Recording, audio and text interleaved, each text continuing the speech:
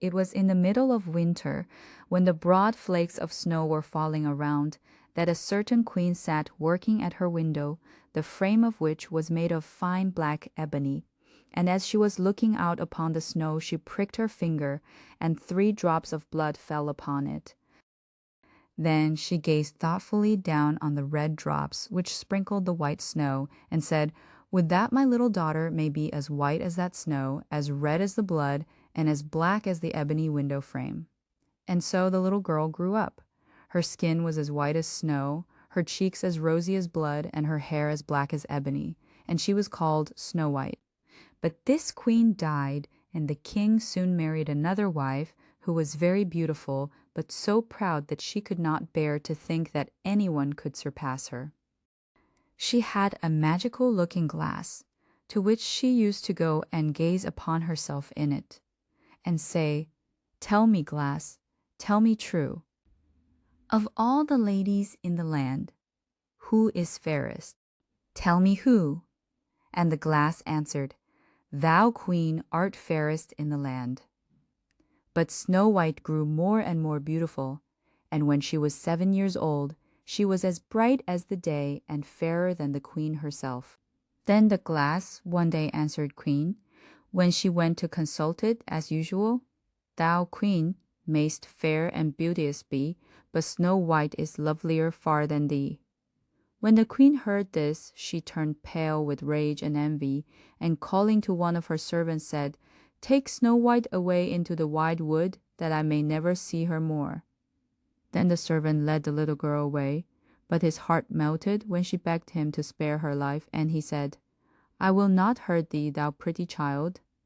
So he left her there alone, and though he thought it most likely that the wild beasts would tear her to pieces, he felt as if a great weight were taken off his heart when he had made up his mind not to kill her, but leave her to her fate.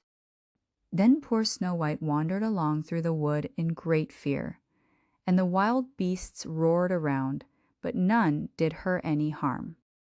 In the evening she came to a little cottage, and went in there to rest, for her weary feet would carry her no further. Everything was spruce and neat in the cottage. On the table was spread a white cloth, and there were 7 little plates with 7 little loaves, and 7 little glasses with wine in them, and knives and forks laid in order, and by the wall stood 7 little beds. Then, as she was exceedingly hungry, she picked a little piece off each loaf, and drank a very little wine out of each glass, and after that she thought she would lie down and rest. So she tried all the little beds, and one was too long, and another was too short, till at last the 7th suited her, and there she laid herself down and went to sleep. Presently in came the masters of the cottage, who were 7 little dwarfs that lived among the mountains, and dug and searched about for gold. They lighted up their 7 lamps, and saw directly that all was not right. The first said, "Who has been sitting on my stool?" The second, "Who has been eating off my plate?" The third, "Who has been picking at my bread?" The fourth, "Who has been meddling with my spoon?" The fifth, "Who has been handling my fork?" The sixth, "Who has been cutting with my knife?" The seventh, "Who has been drinking my wine?" Then the first looked around and said, "Who has been lying on my bed?" And the rest came running to him, and every one cried out that somebody had been upon his bed. But the 7th saw Snow White, and called upon his brethren to come and look at her. And they cried out with wonder and astonishment, and brought their lamps, and gazing upon her, they said, "Good heavens! What a lovely child she is!" And they were delighted to see her, and took care not to waken her. And the 7th dwarf slept an hour with each of the other dwarfs in turn, till the night was gone. In the morning, Snow White told them all her story, and they pitied her, and said if she would keep all things in order, and cook and wash, and knit and spin for them, she might stay where she was, and they would take good care of her. Then they went out all day long to their work, seeking for gold and silver in the mountains, and Snow White remained at home. And they warned her, saying, "The queen will soon find out where you are, so take care and let no one in." But the queen, now that she thought Snow White was dead, believed that she was certainly the handsomest lady in the land, so she went to her glass and said, "Tell me, glass, tell me true, of all the ladies in the land, who is fairest? Tell me who." And the glass answered, "Thou, queen, thou art fairest in all this land. But over the hills in the greenwood shade, where the 7 dwarfs their dwelling have made, there Snow White is hiding, and she is lovelier far, O queen, than thee." Then the queen was very much alarmed, for she knew that the glass always spoke the truth, and she was sure that the servant had betrayed her. And as she could not bear to think that anyone lived who was more beautiful than she was, she disguised herself as an old peddler woman and went her way over the hills to the place where the dwarfs dwelt. Then she knocked at the door and cried, "Fine wares to sell." Snow White looked out of the window and said, "Good day, good woman. What have you to sell?" "Good wares, fine wares," replied she, "laces and bobbins of all colors." "I will let the old lady in. She seems to be a very good sort of a body," thought Snow White, so she ran down and unbolted the door. "Bless me," said the woman, "how badly your stays are laced. Let me lace them up with one of my nice new laces." Snow White did not dream of any mischief, so she stood up before the old woman, who set to work so nimbly and pulled the lace so tightly that Snow White lost her breath and fell down as if she were dead. "There's an end of all thy beauty," said the spiteful queen, and went away home. In the evening the 7 dwarfs returned, and I need not say how grieved they were to see their faithful Snow White stretched upon the ground motionless, as if she were quite dead. However, they lifted her up, and when they found what was the matter, they cut the lace, and in a little time she began to breathe, and soon came to herself again.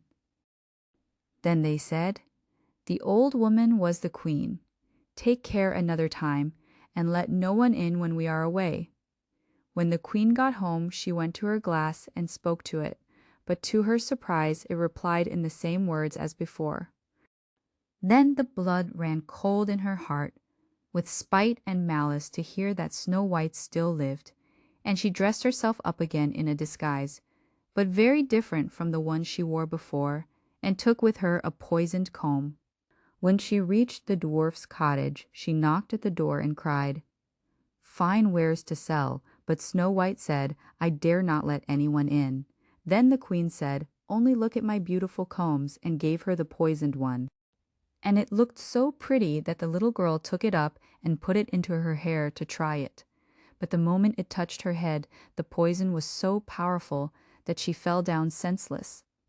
"There you may lie," said the queen, and went her way. But by good luck the dwarfs returned very early that evening, and when they saw Snow White lying on the ground, they thought what had happened, and soon found the poisoned comb. And when they took it away, she recovered and told them all that had passed, and they warned her once more not to open the door to anyone. Meantime, the queen went home to her glass and trembled with rage when she received exactly the same answer as before, and she said, "Snow White shall die if it costs me my life." So she went secretly into a chamber and prepared a poisoned apple. The outside looked very rosy and tempting, but whosoever tasted it was sure to die. Then she dressed herself up as a peasant's wife and traveled over the hills to the dwarf's cottage and knocked at the door. But Snow White put her head out of the window and said, "I dare not let anyone in, for the dwarfs have told me not to." "Do as you please," said the old woman, "but at any rate take this pretty apple. I will make you a present of it." "No," said Snow White, "I dare not take it." "You silly girl," answered the other, "what are you afraid of? Do you think it is poisoned? Come, do you eat one part, and I will eat the other." Now the apple was so prepared that one side was good, though the other side was poisoned. Then Snow White was very much tempted to taste, for the apple looked exceedingly nice, and when she saw the old woman eat, she could refrain no longer. But she had scarcely put the piece into her mouth when she fell down dead upon the ground. "This time nothing will save thee," said the queen, and she went home to her glass, and at last it said, "Thou, queen, art the fairest of all the fair." And then her envious heart was glad, and as happy as such a heart could be. When evening came, and the dwarfs returned home, they found Snow White lying on the ground. No breath passed her lips, and they were afraid that she was quite dead. They lifted her up, and combed her hair, and washed her face with wine and water, but all was in vain. So they laid her down upon a bier, and all 7 watched, and bewailed her 3 whole days, and then they proposed to bury her. But her cheeks were still rosy, and her face looked just as it did while she was alive, so they said, "We will never bury her in the cold ground." And they made a coffin of glass so that they might still look at her, and wrote her name upon it in golden letters, and that she was a king's daughter. Then the coffin was placed upon the hill, and one of the dwarfs always sat by it and watched. And the birds of the air came too, and bemoaned Snow White. First of all came an owl, and then a raven, but at last came a dove.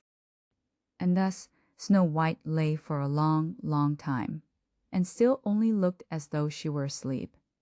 For she was even now as white as snow, and as red as blood, and as black as ebony. At last a prince came and called at the dwarf's house, and he saw Snow White, and read what was written in golden letters. Then he offered the dwarfs money, and earnestly prayed them to let him take her away, but they said, "We will not part with her for all the gold in the world." At last, however, they had pity on him, and gave him the coffin. But the moment he lifted it up to carry it home with him, the piece of apple fell from between her lips, and Snow White awoke and exclaimed, "Where am I?" And the prince answered, "Thou art safe with me." Then he told her all that had happened, and said, "I love you better than all the world. Come with me to my father's palace, and you shall be my wife." Snow White consented, and went home with the prince, and everything was prepared with great pomp and splendor for their wedding.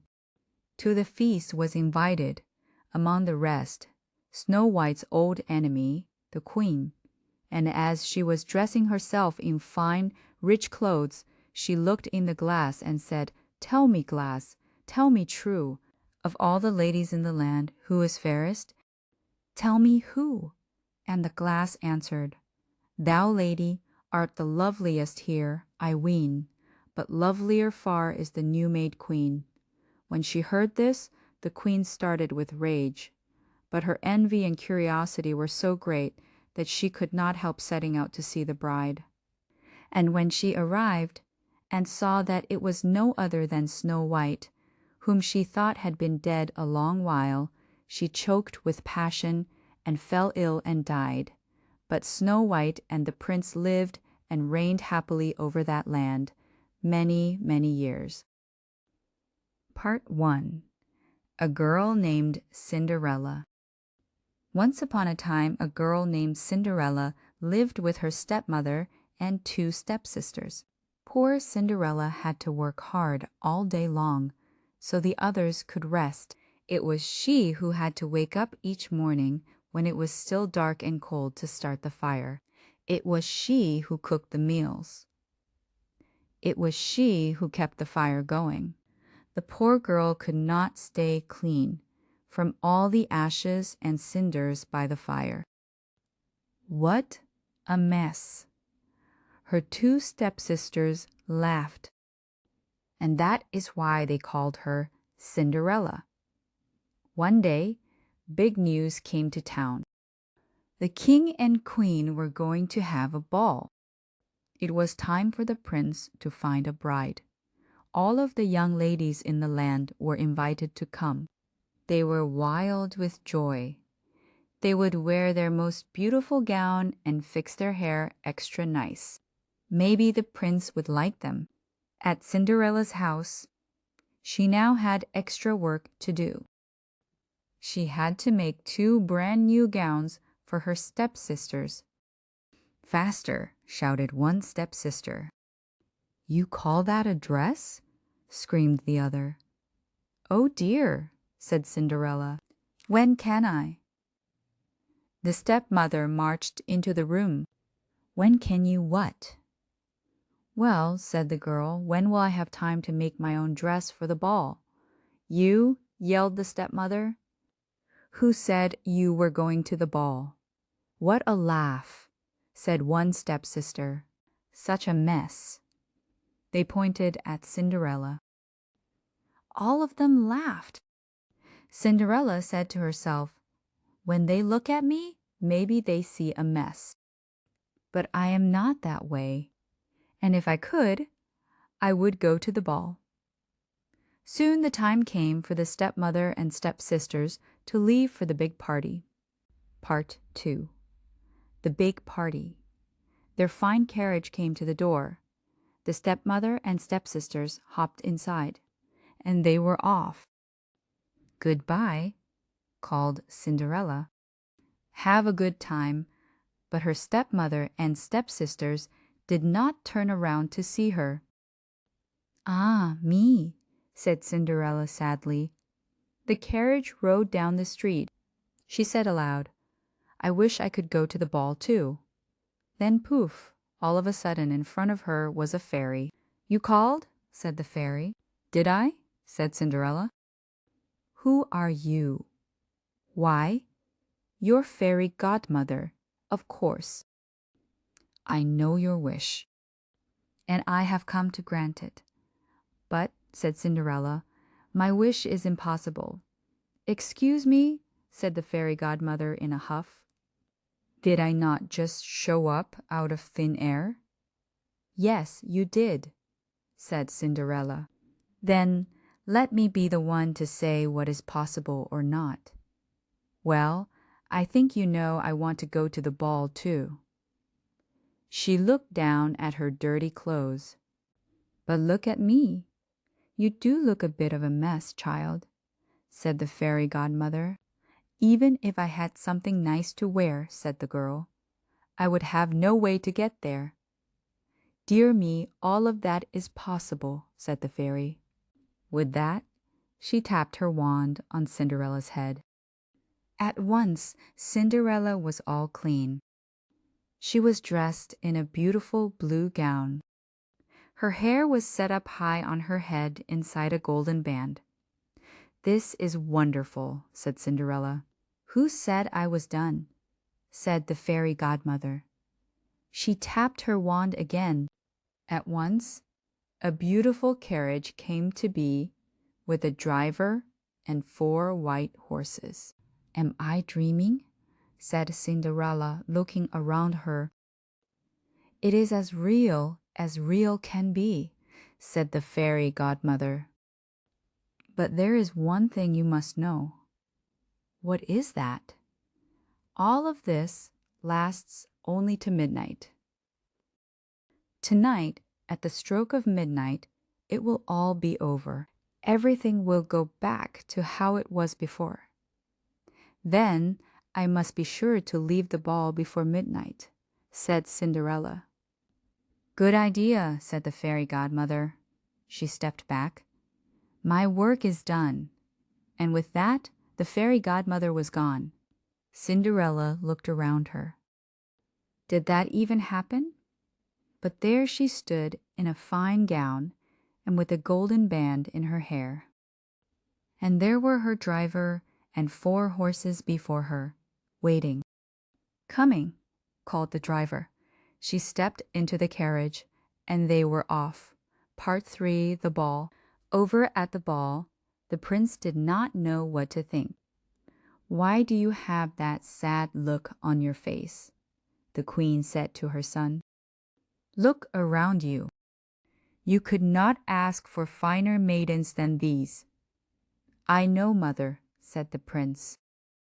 Yet he knew something was wrong. He had met many of the young women, Yet after he said hello, one by one, he could find nothing more to say. Look! Someone pointed to the front door. Who is that? All heads turned. Who was that lovely maiden stepping down the stairs? She held her head tall and looked as if she belonged. But no one knew her. There is something about her, said the prince to himself. I will ask her to dance. And he walked over to Cinderella. Have we met? Said the prince. I am pleased to meet you now, said Cinderella with a bow. I feel as if I know you, said the prince. But of course, that is impossible. Many things are possible, said Cinderella, if you wish them to be true. The prince felt a leap in his heart. He and Cinderella danced. When the song was over, they danced again. And then they danced again, and yet again. Soon the other maidens at the ball grew jealous. Why is he dancing all the time with her? They said. How rude! But all the prince could see was Cinderella. They laughed and talked, and they danced some more. In fact, they danced for so long that Cinderella did not see the clock. Part 4. The clock. Ding, said the clock. Cinderella looked up. Ding, went the clock again. She looked up again.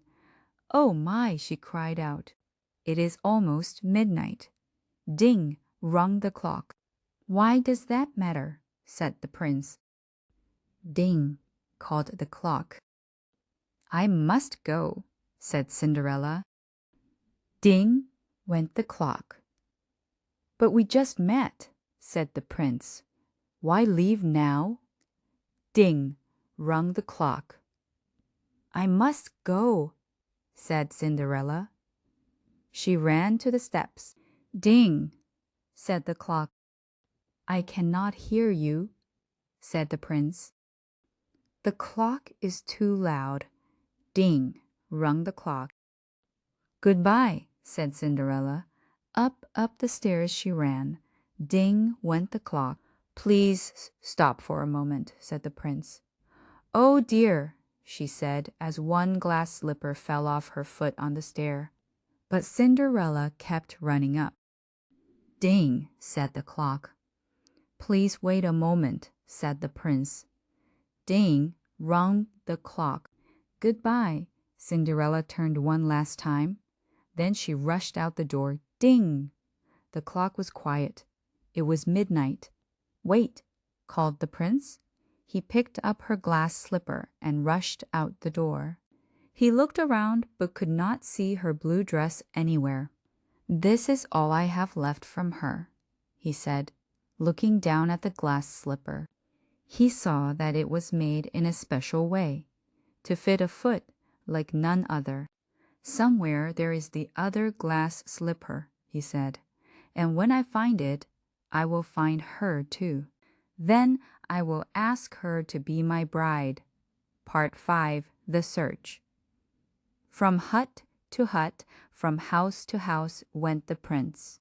One young woman after another tried to fit her foot inside the glass slipper, but none could fit, and so the prince moved on. At last, the prince came to Cinderella's house. He is coming, called one stepsister as she looked out the window. At the door, screamed the other stepsister. Quick, yelled the stepmother. Get ready. One of you must be the one to fit your foot in that slipper, no matter what. The prince knocked. The stepmother flew open the door. Come in, she said. I have 2 lovely daughters for you to see. The first stepsister tried to place her foot in the glass slipper. She tried hard, but it just would not fit. Then the second stepsister tried to fit her foot inside. She tried and tried with all her might, too. But no dice. Are there no other young women in the house? Said the prince. None, said the stepmother. Then I must go, said the prince. Maybe there is one more, said Cinderella, stepping into the room. I thought you said there were no other young women here, said the prince. None who matter, said the stepmother in a hiss. Come here, said the prince. Cinderella stepped up to him. The prince got down on one knee and tried the glass slipper on her foot. It fit perfectly. Then from her pocket, Cinderella took out something. It was the other glass slipper. I knew it, he cried. You are the one. What? Shouted a stepsister. Not her, screamed the other stepsister. This cannot be, yelled the stepmother. But it was too late. The prince knew that Cinderella was the one. He looked into her eyes. He did not see the cinders in her hair or the ashes on her face. I have found you, he said. And I have found you, said Cinderella. And so Cinderella and the prince were married, and they lived happily ever after. Long ago and far away, there lived a good king and queen. The people loved them, and their lives would have been very happy if only they had had a child. Years went by, and then, one spring, when they thought all hope was gone, the queen gave birth to a baby girl. The whole kingdom rejoiced. The young princess was such a lovely baby, they called her Aurora. Everyone was excitedly preparing for the christening of the new baby princess. Anyone who was important in the land had been invited to the christening, including all the good fairies. And everyone else in the kingdom was to have a day off work and a great big feast with cakes and jellies. But unfortunately, there was one important fairy that the king and queen had forgotten to invite Grizel Stinky. Grizel Stinky was a scary fairy who lived up in the mountains. People told scary stories about her, frightening their children into being good by threatening to send for her if they were naughty. On the day of the christening, everyone had a wonderful celebration at the palace, and there were lots of lovely presents for the baby. One person gave her a tiny teddy bear to cuddle, another gave her a rattle to play with, and another gave her a storybook for her to read when she was older. But the most magical presents of all were from the good fairies. One gave her beauty, one gave her a sweet nature, one a lovely voice, one charm, one kindness, and one a sense of humor. Isn't our daughter lucky to have such lovely presents? Said the king, turning to the queen. Don't be so sure, said a frightening voice suddenly. A cold wind blew through the hall. The door burst open, and there was Grizel Stinky herself. Grizel Stinky marched up to the baby princess, and as she passed, everyone held their noses as the smell was quite terrible. I haven't given her my present yet, Grizel Stinky growled. My present is that when she is older, she will prick her finger and fall asleep. Forever.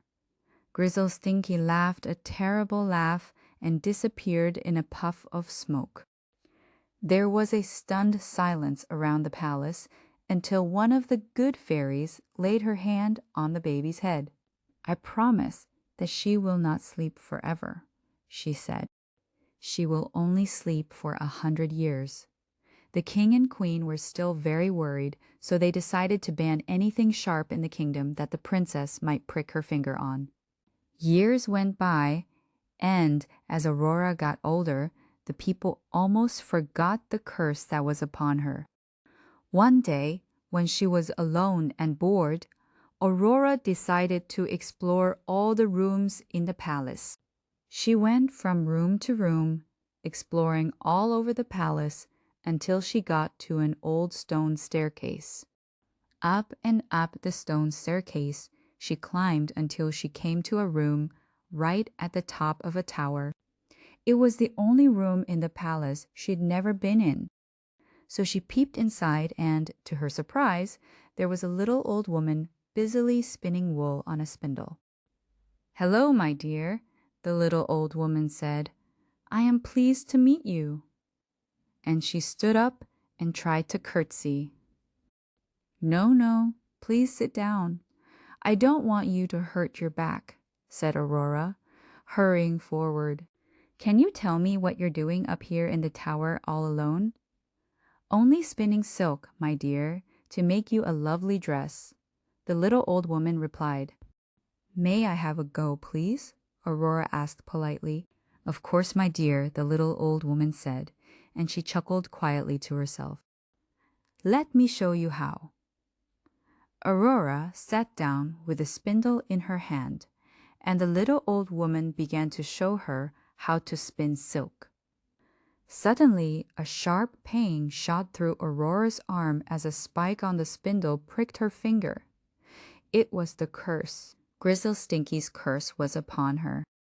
Suddenly, the little old lady threw off her cloak and stood up straight. It was Grizzle Stinky all along. She laughed a wicked laugh and ran away, leaving the princess all alone. Because of Grizzle Stinky's birthday curse, Princess Aurora fell into a deep, deep sleep.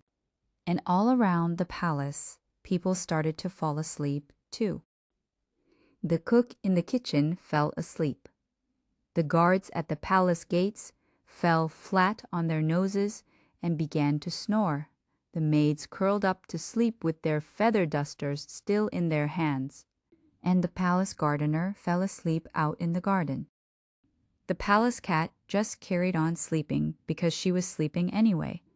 Even the king and queen fell asleep.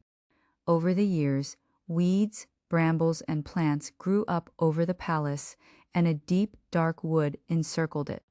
Everyone was asleep, even the gardener, so there was no one to cut them down.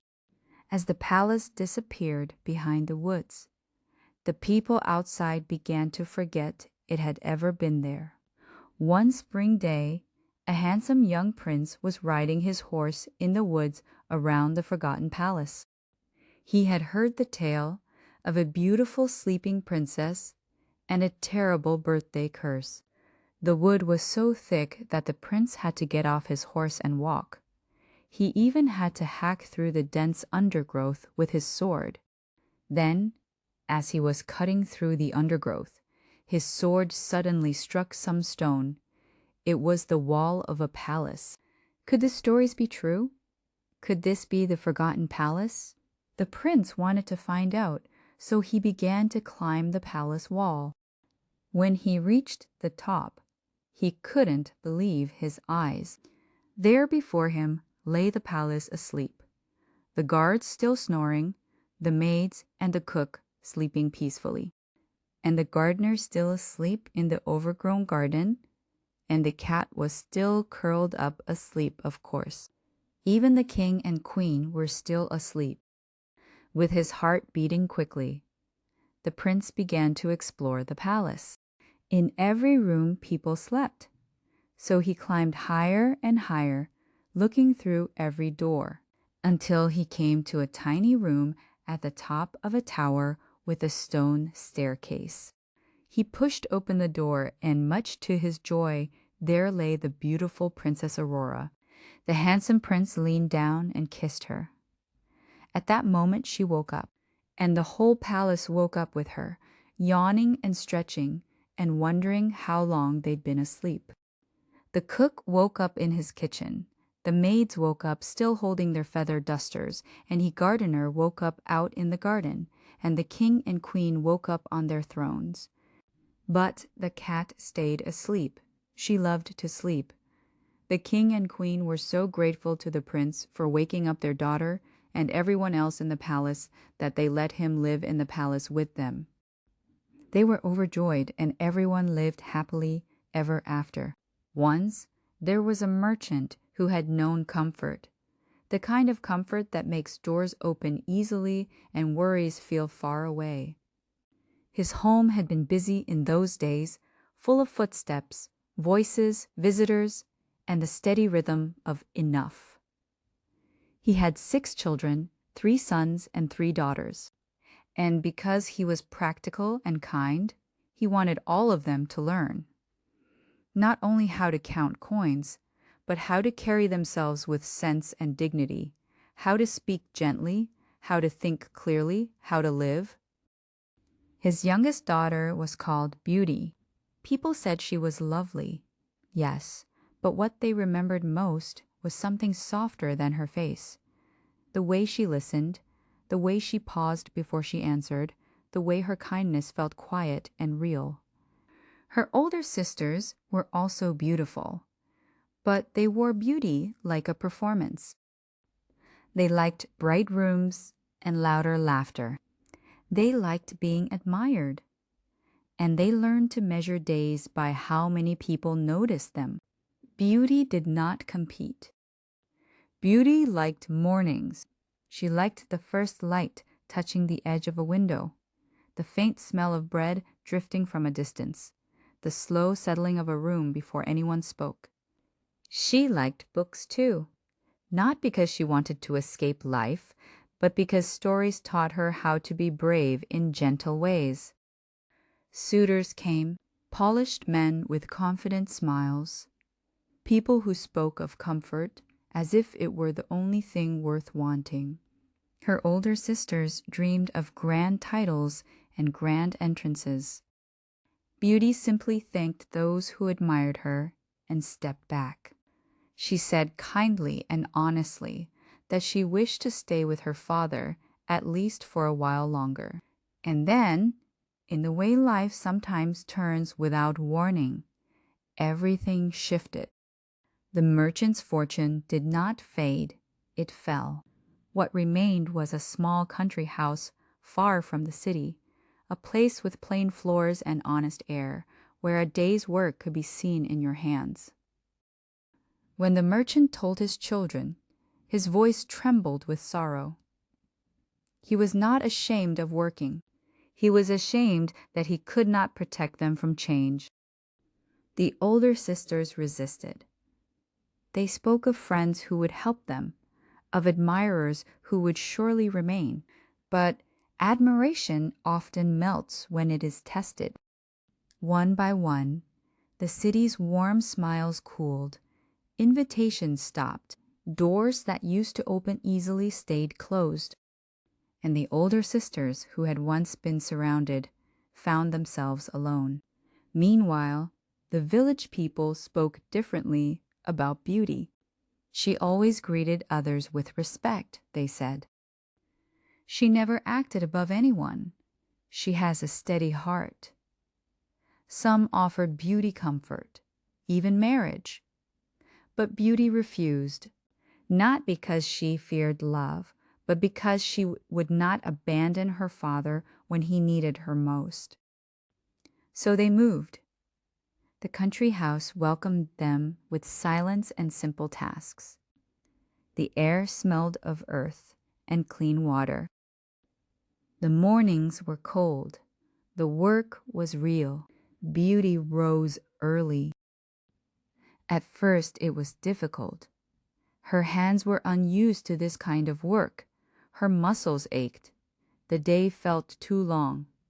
But she did not fight the new life.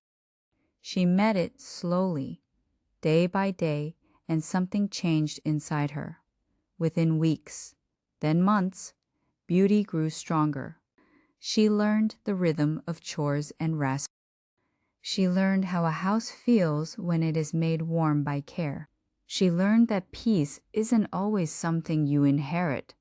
Sometimes it's something you build. When her work was finished, she returned to books and music, filling the quiet with gentle sound.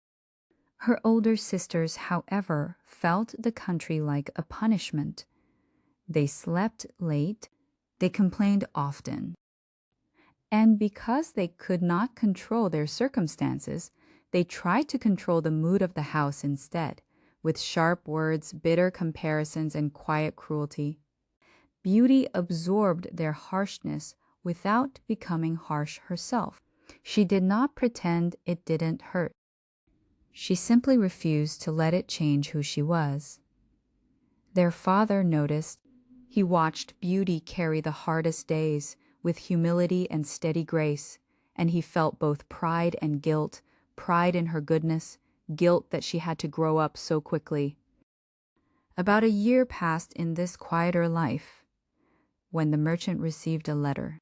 A ship, it said, had arrived safely, a ship that carried goods connected to his old business.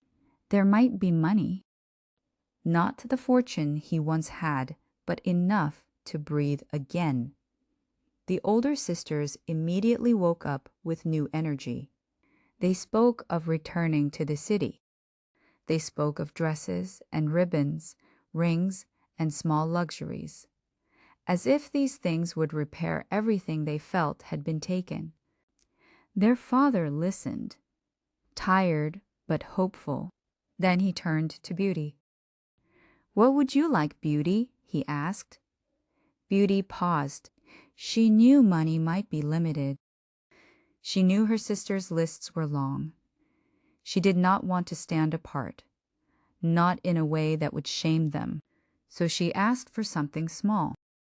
"A rose," she said softly. Only a rose, not because she needed it, but because it felt gentle to ask for something that could be held, something that did not demand. Her father smiled, relieved by the simplicity, and set out. But in the city, the world was not kind. There were disputes, delays, and exhausting arguments. The merchant tried again and again, and in the end he returned with little to show for his effort, except a tired heart and the longing to see home. Home was only a day away. Then the forest took him. The forest was vast and confusing, the kind of place where one path can look exactly like another. Rain came first, then snow. Wind pressed through branches like unseen hands. The cold gathered in his coat and in his bones. Night fell. The merchant heard wolves in the distance, not close enough to see, but close enough to make him feel small. He began to fear he would not make it home. He began to picture his children waiting, Beauty keeping the fire going, Beauty reading by candlelight, Beauty looking up each time the door creaked. Then, through the trees, he saw a glow, not a sharp light, but a warm, steady brightness, like a house that remembers what it means to welcome someone in. He followed it, step by step, until a great old castle appeared among the trees, its windows lit from within. No guards met him, no servants rushed out. Yet everything seemed prepared. A stable door stood open. Hay and oats waited for his horse. Inside, a fire burned low and warm. A table was set with simple food, not lavish, but comforting. The merchant, soaked and shaking, stood near the fire and breathed. He waited, expecting someone to appear. No one did. Time passed. Hunger arrived in quiet waves. At last he ate, murmuring a thank you to whoever might be listening. Exhaustion settled over him like a blanket. He wandered through silent halls, past rooms furnished with a kind of careful beauty, until he found a bed that looked like rest. He closed the door and slept. When he woke, the storm was gone. Sunlight lay across the floor like a soft cloth. Fresh clothes waited neatly, as if someone had noticed his ruined garments and wanted him to feel human again. He looked out the window. The garden was bright and quiet. Green arches of vines, paths swept clean, flowers arranged as if someone cared for them daily. A warm drink was waiting in the hall. The merchant's gratitude rose again, gentle and sincere. After he drank, he went to fetch his horse. And there in the rose arbor, he remembered Beauty's request. The roses were the kind that looked as if they belonged to a story. Petals full and velvety, color deep as dusk, each bloom heavy with morning dew. He reached out and cut a small branch, careful not to damage the plant. The air changed. Not dramatically, but enough that his body noticed before his mind understood. A sound, slow, heavy, came from behind him. He turned. A great beast stood at the edge of the path. Large, yes. Unfamiliar, yes, but not wild. Its eyes were watchful, tired, and strangely human. Its posture held tension, as if it expected to be hated. Its voice was deep. "You were given shelter," it said. "You were given warmth, and you took something precious from my garden." The merchant fell to his knees, fear shaking his hands. "I meant no harm," he said. "I wanted to bring a rose to my daughter. She asked for it." The beast did not roar. It did not threaten with delight. It stood still, as if thinking. At last it said, quietly and firmly, "If you wish to return home, someone must take responsibility for what you took." The merchant's heart dropped. Then the beast offered a choice, harsh, but not careless. "One of your daughters may come willingly," it said, "not to be harmed, but to live here in your place. If none comes, you must return yourself." The merchant, desperate and exhausted, agreed. Before he left, the beast pointed toward a large empty chest. "Fill it with what will help your family," it said. "I do not want your children to starve because of you." The merchant, trembling, filled it with gold he found prepared, locked it, and left the castle with the weight of the roses still in his hands and the weight of his promise in his chest. His horse found the forest path as if guided by memory. And by evening the merchant reached home. His children ran to him, but instead of joy, the merchant broke down. He held the rose branch out to Beauty, as if it were both a gift and an apology. "Here," he whispered, "but you do not know what this may cost." He told them everything. The older sisters cried loudly and quickly found a place to aim their fear. "This happened because you asked for roses," they said, turning their grief into blame. Beauty listened without arguing. She watched her father's face, the tired lines around his eyes, the way his hands shook when he tried to hold himself steady. Then she spoke. Her voice was calm, not dramatic. "My father will not return alone," she said. "If someone must go, I will go." Her brothers protested. They spoke of courage and strength and fighting. But Beauty looked at them with gentle seriousness. "This is not a story you can win with force," she said softly. "And I am not going because I have no fear. I am going because I choose love over fear." That night, as if the castle kept its word, the chest appeared in their home. The merchant wanted to hide it, afraid the older sisters would demand the city again, afraid the family would be torn apart by old dreams. But Beauty, steady as ever, asked him to use it wisely, to keep the family safe, to repair the roof, to buy food, to make sure no one suffered needlessly. When the morning came, Beauty prepared to leave. Her older sisters made a show of sorrow. Her brother's sorrow was real. Beauty did not let herself cry, not because she felt nothing, but because she wanted her father to remember her calm face, not her fear. And then she mounted the horse. The road led into the forest, toward the glowing castle, toward the life she had not imagined, and toward a promise she intended to keep. As evening approached, the castle appeared again, lit warmly, quietly, waiting like a place that had been holding its breath. Beauty's hand tightened around the rose branch, and she stepped inside. When Beauty stepped into the castle, the doors closed behind her without sound. Not a slam, not a warning, just a quiet certainty, like a chapter gently turning its page. The great hall was wide and still.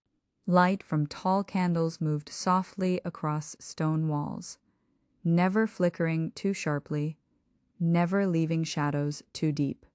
Beauty stood where she was for a moment and let herself breathe. She noticed the air first. It was warmer than the forest, carrying the faint scent of wood and old books of flowers brought inside long ago. She did not run. She did not call out. Instead, she listened. The castle felt awake, not alive in a way that startled her, but aware, as if it remembered how to be quiet when someone was afraid. Footsteps sounded slow, deliberate. The beast appeared at the far end of the hall. Up close, he was still frightening. His size filled the space easily. His shape was unfamiliar to the eye, but his movements were careful, almost restrained. "You have come," he said. "Yes," Beauty answered. Her voice trembled only slightly. "You came willingly," the beast said, as if repeating it helped him believe it. "I did," she replied, "and my father is safe." "He is," the beast said at once. "He left at dawn." Beauty nodded. Something in her chest loosened. The beast hesitated, then spoke again, not with command, but with something close to uncertainty. "You may stay here," he said. "You will not be harmed. Everything you need will be provided." Beauty looked around. The hall was empty, yet prepared. A fire burned quietly. A table waited, set simply. "I will show you where you will sleep," the beast added. He turned, moving slowly enough that she could follow without fear. The room was at the end of a long, quiet corridor. Over the door, carved carefully into the wood, were simple words. "Beauty's room." Beauty paused, not because she was overwhelmed, but because the name felt strange there. Her name in a place she did not belong. Inside, the room was warm and calm. Soft curtains moved slightly with the air. A bed stood near the window, its coverings plain but inviting. Books lined one wall. Music rested on another, a small instrument, waiting. Nothing glittered. Nothing shouted. The room felt chosen with care, as if someone had tried very hard to imagine what would make another person feel safe. "You may rest," the beast said, standing near the doorway. "I will not enter without your permission." Beauty turned to him, surprised. "Thank you," she said. The beast inclined his head slightly, then stepped back. The door closed quietly. Beauty sat on the edge of the bed. Her hands shook. She let them. Fear, she knew, was not something to be fought. It was something to be allowed to pass through. She washed her face. She changed her clothes. When she lay down, sleep came quickly. Not because she was calm, but because she was deeply tired. When Beauty woke, sunlight rested gently on the floor. For a moment, she did not remember where she was. Then memory returned. The forest, the beast, the promise she had made. Her heart beat faster. She listened. No sudden sounds, no footsteps rushing toward her door. She stood, opened the window, and breathed in the morning air. The garden below was quiet and green. Paths curved gently through flowers and hedges. Everything looked tended, as if someone cared enough to keep it alive. On a small table, breakfast waited, simple food, warm drink. Beauty smiled faintly. She is not meant to be frightened, she thought. She is meant to be comfortable. She ate slowly. Afterward, she explored. The castle was large, but never overwhelming. Rooms opened one into another, with space to breathe between them. She found a library, tall shelves, filled not with showy volumes, but with books that had been read before, their spines softened by time. She touched one, then another. I will not be bored, she said quietly to herself. That evening, as light faded into dusk, Beauty sat at the table set for supper. Her heart began to beat more quickly again. She knew he would come. She heard his footsteps before she saw him. Slow, heavy, but never hurried. May I join you? The Beast asked, stopping several steps away. Yes, Beauty said, after a moment. He sat across from her. For a while they ate in silence. Beauty noticed small things. The Beast's hands were large, but he held his utensils carefully. He did not watch her constantly. He gave her space. At last, he spoke. Do you find the castle frightening? Beauty considered her answer. At first, she said honestly. But not now, the Beast nodded as if he understood. I know I am difficult to look at, he said. I would rather you tell the truth. Beauty met his eyes. You are unusual, she said. But you have been kind. The Beast looked down. Kindness is easier than changing what I am, he replied. They ate a little more, then, suddenly, almost awkwardly, the Beast asked the question that would become familiar. Will you marry me? Beauty's heart jumped. She set down her fork. I cannot, she said gently. I am grateful to you, but I cannot say yes. The Beast did not rage. He did not shout. He sighed, a long, heavy sound. Then good night, he said. He rose and left the room, turning once as if to make sure she was not afraid. Beauty sat alone, her chest tight with something she could not yet name. The days began to follow a rhythm. Mornings were quiet. Beauty read, played music, walked in the garden. Afternoons were filled with light and stillness. She learned which rooms caught the sun best, which paths felt safest under her feet. Evenings brought supper, and the Beast. He always asked before entering. He always sat at a distance. He always spoke plainly. Each night he asked the same question, and each night Beauty answered the same way. No, she said, but thank you for asking. The Beast accepted her answer every time, and that, more than anything, changed how Beauty saw him. Fear faded into familiarity. Familiarity softened into something else. She began to notice his patience, the way he listened, the way he never tried to frighten her into agreement. She found herself waiting for his visits, not eagerly, but without dread. One afternoon, as Beauty stood near a tall, polished window, she noticed her reflection. And then, beyond it, something more. The glass caught light, strangely like water held still. For a moment, she saw her home. Her father sat alone at the table, his shoulders slightly bent, his hands folded in front of him. Her sisters moved about the room. Their faces were sorrowful, but Beauty sensed something else beneath it. Relief, perhaps, or guilt. The image faded. Beauty stepped back, her heart aching. That evening she spoke to the Beast. I have seen my father, she said quietly. He is lonely. The Beast listened without interrupting. You may visit him, he said at last, for a short time. Beauty looked up, startled. You would allow that? I would not keep you here against your heart, the beast replied. But you must promise to return. I promise, Beauty said. The beast nodded. Rest now, he said. Tomorrow will come quickly. That night, Beauty slept deeply. She dreamed of the garden.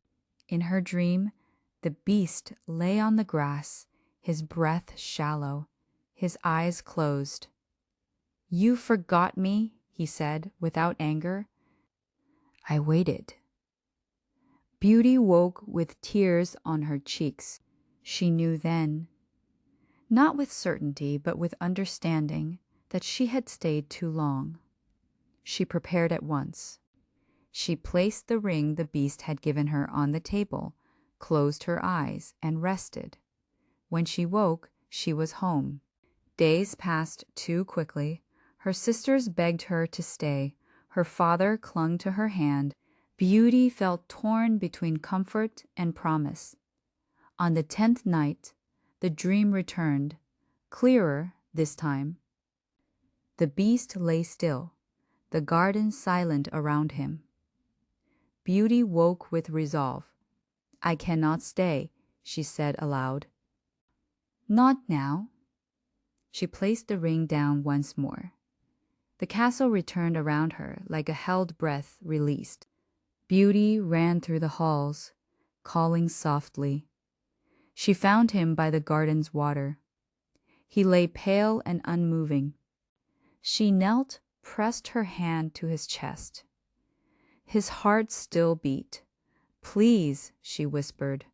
I am here. The beast's eyes opened. You came back, he said. I did, Beauty answered, and I will not leave again. Something changed then, not suddenly, but deeply. Beauty knelt beside the beast for a long moment after his eyes opened. She did not speak right away. She listened to the rhythm of his breathing, slow and uneven, as if he had been holding himself together by will alone. The garden was quiet. No wind moved the leaves. The water lay still, reflecting the sky without disturbance. I thought I had lost you, the beast said softly. You didn't, Beauty replied. Her voice was steady now. I was the one who forgot what mattered. The beast closed his eyes again, not in pain, but in relief. Beauty stayed beside him, her hand resting lightly over his, as if touch itself could remind him that he was no longer alone. They did not rush inside. They did not call for help. They simply stayed until his strength returned enough for him to sit, then stand. When they finally walked back toward the castle, their steps were slow and unhurried, as though both understood that nothing needed to be forced anymore. That evening, they sat together in the great hall. The fire burned lower than usual, casting warm, gentle light across the stone walls. They ate little. At last, Beauty spoke. I once believed love had to arrive suddenly, she said, with excitement, with certainty. The beast listened without interrupting. But now I understand, she continued, that love can also grow quietly. It can arrive through patience, through listening, through staying even when it would be easier to leave. The beast looked at her carefully. You do not owe me anything, he said. I never wanted gratitude, only honesty. Beauty nodded. I am being honest, she replied. I care for you not because I must, but because I choose to. The beast's breath caught. He did not reach for her. He did not speak at once.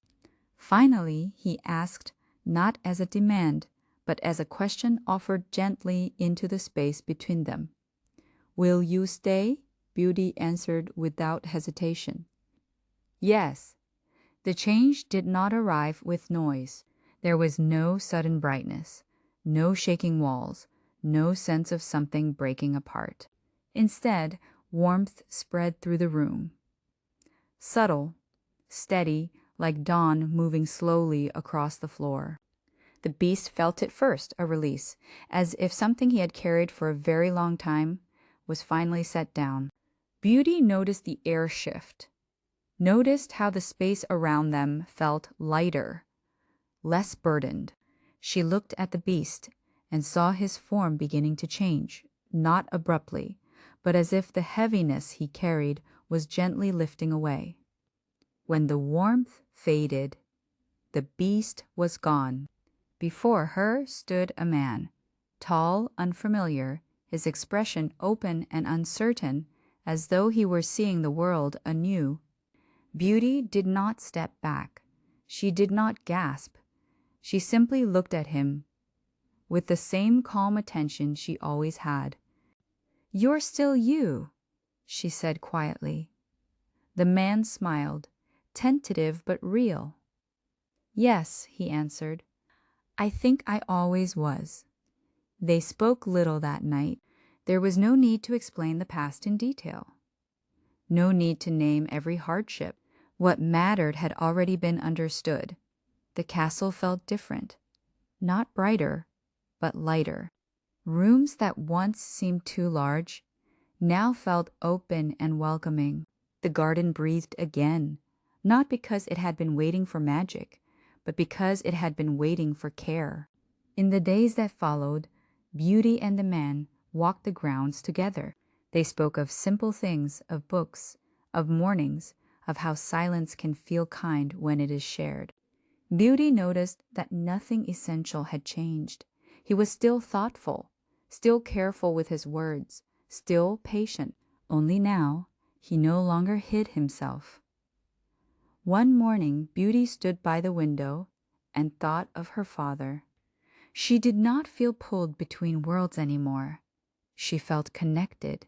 "We should bring him here," she said, "not because he must come, but because he should be welcome." The man agreed at once. "He has always been welcome," he said. "We simply did not know how to say it before." When Beauty's family arrived, there were no grand announcements, no spectacle, only open doors. Her father stepped into the hall slowly, his eyes filled with relief. "You are safe," he said, holding Beauty close. "I am," she answered, "and I am home." Her sisters stood nearby, uncertain. Beauty greeted them without bitterness. She did not forget the past, but she did not carry it forward either. Time, she knew, would teach what words could not. Beauty did not become important overnight. She did not seek admiration or ask to be placed above others. She continued to live as she always had, with attention, with kindness, with quiet strength. The man beside her learned it as well. That leadership could be gentle, that listening mattered more than being impressive, that care, once given freely, has a way of returning. The castle became a place people spoke of kindly, not as a place of wonder, but as a place of warmth. And so the story settles, not into perfection, but into peace. A house that once felt lonely now held quiet laughter. A heart that once hid behind fear now rested in honesty. And somewhere beyond the forest and the road, a village continued to wake slowly each morning, unaware that its gentlest daughter had helped teach the world what kindness can become. Part 1. The world beneath the sea, far out at sea, where the water grows deep and quiet, there is a place that no ship can anchor, no lighthouse can reach, and no storm can truly disturb for long. Down there, the ocean is not loud. It is gentle, it is wide, and it moves the way a person breathes when they are finally safe. Sunlight travels far through the waves, thinning into pale ribbons that drift and fade. If you watch long enough, You can see those bright lines trembling softly in the water, as if the day above is whispering to the world below. In that calm kingdom lived the Sea King and his daughters. The Sea King's palace was built of smooth stone and shining shells, not sharp or glittering in a way that would hurt the eyes, but polished like river pebbles round, cool and comforting. Tall seaweed grew like curtains around the outer halls, swaying slowly, opening and closing with the current. And in the palace gardens, coral rose in gentle arches, like quiet pathways meant for unhurried walks. The little mermaid was the youngest of the sisters. She was not the loudest, and she was not the boldest. She did not race her sisters through forests of kelp, or spin in circles simply to watch bubbles sparkle in her hair. She could play. Of course, she laughed sometimes, and she smiled often, but more than anything, she listened. She listened to the ocean. She listened to the stories that drifted through the palace like soft music. And she listened to the small feelings inside her, the ones that did not always have words. While her older sisters decorated their gardens with bright treasures-colored stones, tiny pearls, and strange objects that currents had carried down from the surface, the little mermaid's garden was quiet. It was round like a small moon bordered by sea grasses that leaned inward as if to keep it private. In the center stood a simple statue carved from pale marble, a human boy with a peaceful face, as if he had been caught mid-thought. No one in the sea remembered exactly where the statue had come from. Some said it had fallen from a ship long ago, drifting down slowly through the water until it found the sand. Others said it had been made by human hands and carried by chance into the mermaid's world. The little mermaid did not know which story was true, but she liked the statue all the same. She liked the idea that something from above could arrive here quietly, gently, and still belong. Sometimes she would sit near it and run her fingers along the cool marble. Sometimes she would place a flower beside it, not because it needed anything, but because it felt kind to do so. And when her sisters asked why she kept her garden so simple, she only smiled and said, "I like how calm it feels." Her grandmother visited often. The grandmother was not old in the way humans imagine age, because the sea keeps its own kind of time. But her voice carried the steady warmth of someone who has seen many seasons pass, and her eyes held the patience of deep water. She would come in the evening when the palace lamps glowed softly little pearl lights that floated in place, lighting the halls without flickering. She would sit with the little mermaid and brush her hair slowly, the way a mother might, the way comfort is sometimes given without speaking. And then she would tell stories. Stories of the world above. There is a place, her grandmother would say, where the air is not water and you breathe it with your lungs instead of your heart. A place where the ground stays still beneath your feet and the sky is so wide it makes even the sea feel small. The little mermaid would lean closer, her eyes bright with quiet wonder. Her grandmother spoke of trees, which did not sway with currents, but stood upright by themselves. She spoke of birds, who moved through the sky like living songs. She spoke of flowers that grew not from coral, but from soil, and of rain that fell from above like tiny pearls that vanished when they touched the earth. And she spoke of humans. They live up there, the grandmother said, walking on 2 feet, holding hands, building homes and lighting fires. They laugh loudly and cry openly, and they tell each other stories so they do not feel alone. The little mermaid listened, holding every word as if it were a small treasure. "Do they ever come to the sea?" she asked. "Yes," her grandmother answered. "Sometimes they sail on ships, and the ships move like floating houses. At night, they hang lights that shimmer on the water, like stars that have decided to rest. The little mermaid imagined it, a dark sea, a bright ship, music drifting through the air. She could almost hear it. And what happens when humans grow old? She asked softly. Her grandmother's hands paused for a moment, then continued brushing. Humans do not live as long as we do, she said gently. But their lives are full, like a song that is shorter yet unforgettable. And they carry something precious inside them, something that continues, even when their days are finished. The little mermaid did not fully understand, but she felt the weight of the words, the way you feel the meaning of a lullaby before you know the language. There was one rule in the Sea Kingdom that every mermaid child learned early. No one could rise to the surface until they were 15. Not because the surface was evil, not because it was dangerous in the way stories sometimes make things dangerous, but because it was different. The sea had its own rhythm, its own quiet, its own kind of safety, and the world above had a brightness that could overwhelm a young heart too quickly. So the little mermaid waited. She waited through slow seasons, watching light change in the water. She waited through days when the sea was warm and clear, and nights when it turned dark like velvet. Sometimes she would swim up as high as she was allowed, to where the water grew lighter and the sound of the palace faded behind her.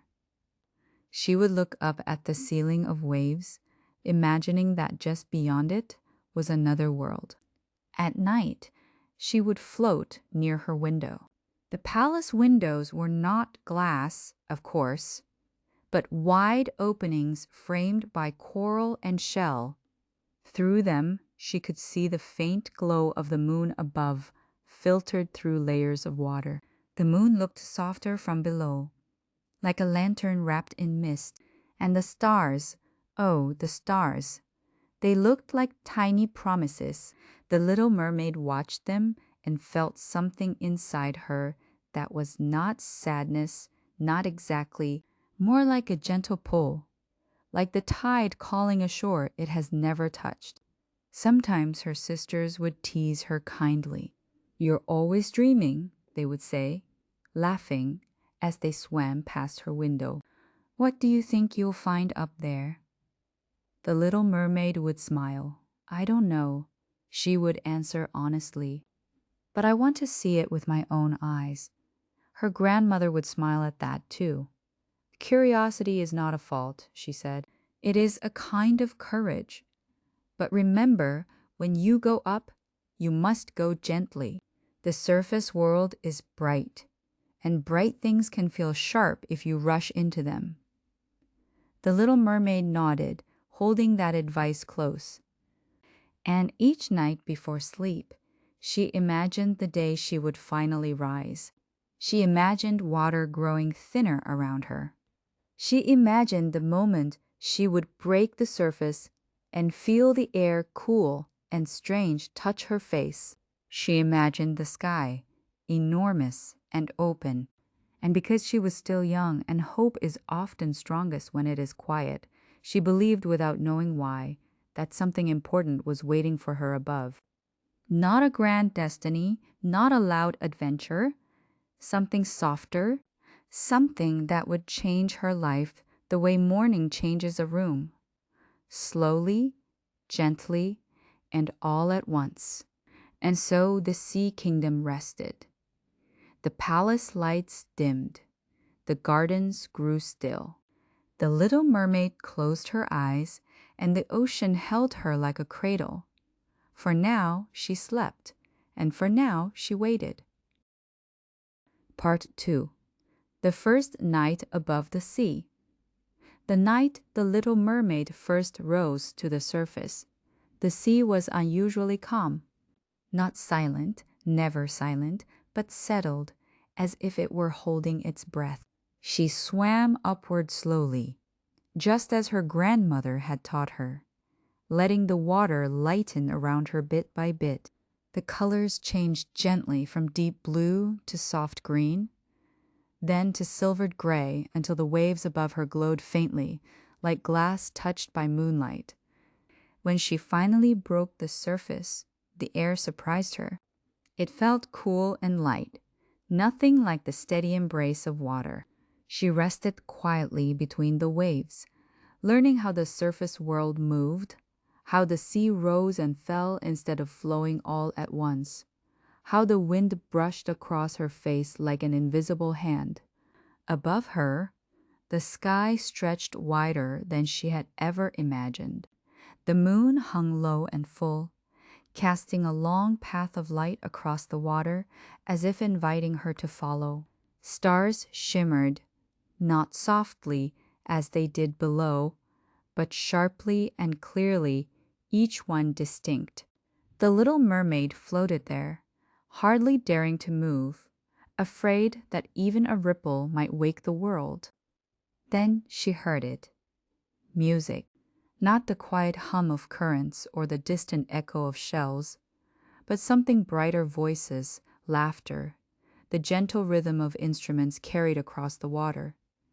She turned her gaze and saw a ship. It was larger than she had expected, taller than the palace towers below the sea. Lanterns lined its sides, glowing warm and gold, reflecting in the dark water like rows of gentle stars. The sails rested peacefully, and the ship moved slowly, as if content simply to exist in that moment. The little mermaid swam closer, careful to stay hidden in the shadows of the waves. On the deck, people gathered together, their faces bright with joy. They laughed openly, leaned close to one another, and moved with a kind of easy warmth that felt new to her. And then she saw him. The young prince stood near the center of the deck, his posture relaxed, his expression open and kind. He laughed often, and when he spoke, others listened. There was something about him that felt steady like a lighthouse, though she had never seen one before. The little mermaid watched him quietly. She did not yet know what it meant to love someone. She only knew that when she looked at him, the world felt fuller, as if a door inside her had opened without making a sound. The night deepened. The music slowed, voices softened, and one by one, the lanterns dimmed. Clouds gathered gently at first, drifting across the moon, making the light fade and return. The sea stirred, not suddenly, not violently, but with a growing restlessness, like a dream turning uneasy. The wind picked up, cool and wandering, brushing the waves into quiet motion. The little mermaid sensed the change before the people on the ship did. She felt it in the water, in the way the currents shifted beneath her. She drifted farther back, watching. Rain began to fall soft at first, tapping the surface in tiny circles. The ship rocked slightly, then a little more, its lanterns swaying like tired stars. The people moved quickly now, voices raised not in fear, but in alert concern. The prince remained calm, offering help where he could, steadying others, speaking with reassurance. The little mermaid hovered nearby, her heart tightening with worry she could not yet name. The storm did not arrive all at once. It grew, patiently as storms often do. The rain thickened.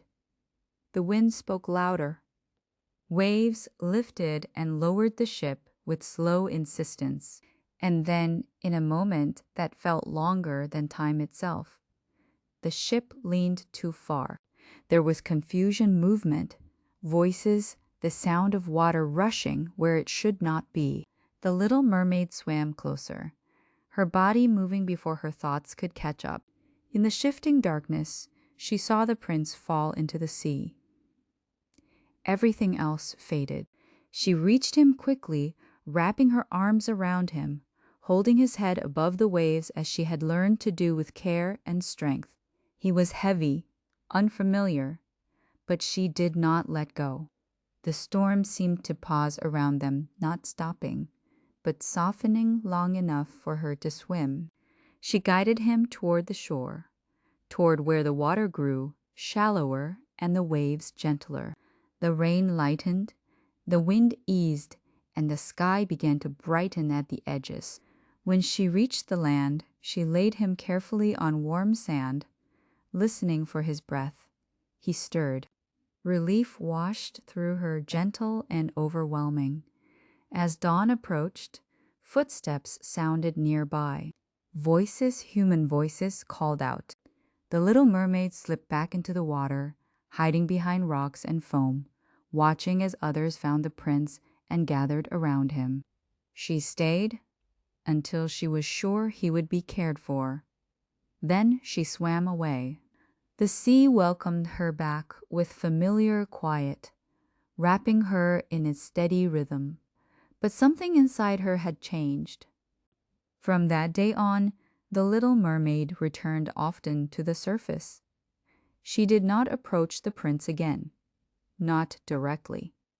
Instead, she watched from a distance, learning the patterns of his days, the way the human world moved. She learned how the light changed from morning to evening. She learned the sound of bells carried on the wind.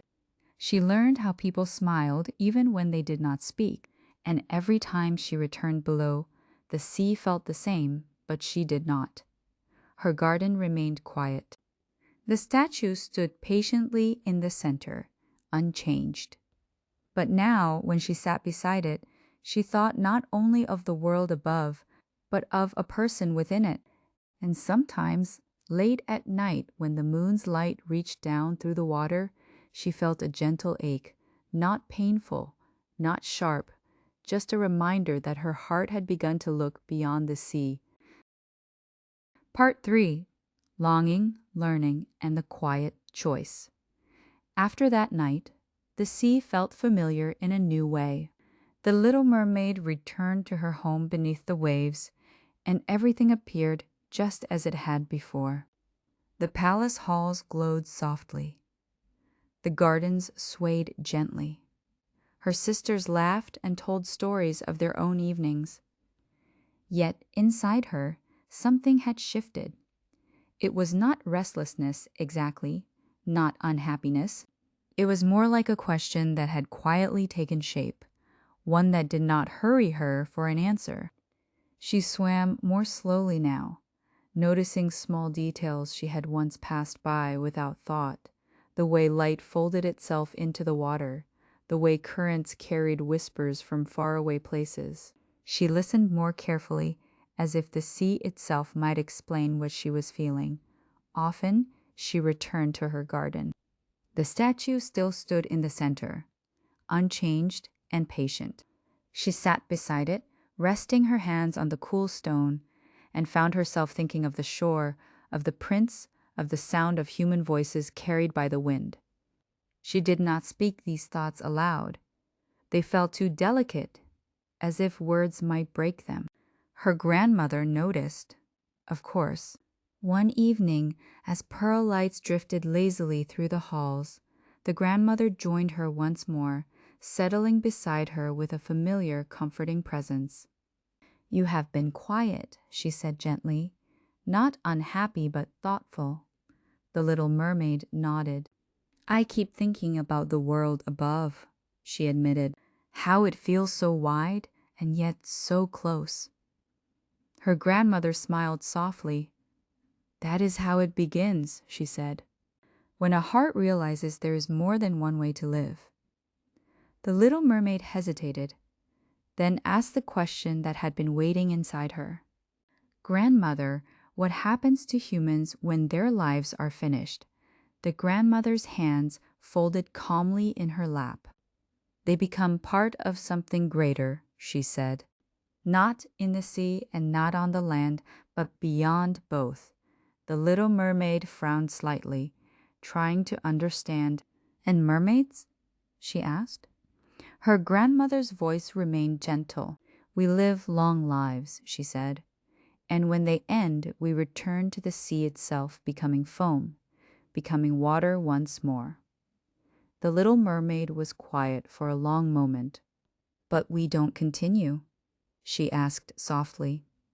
"Not in the same way," her grandmother answered honestly. "But that does not mean our lives are without meaning. Meaning comes from how we live, not how long we last." The words settled slowly. That night, the little mermaid floated near her window once more. The moon was high, its reflection trembling on the surface above. She watched it and imagined the shore, the warmth of sand, the sound of footsteps, the way the air carried voices instead of currents. She wondered what it might feel like to walk instead of swim, to stand still and let the world move around her.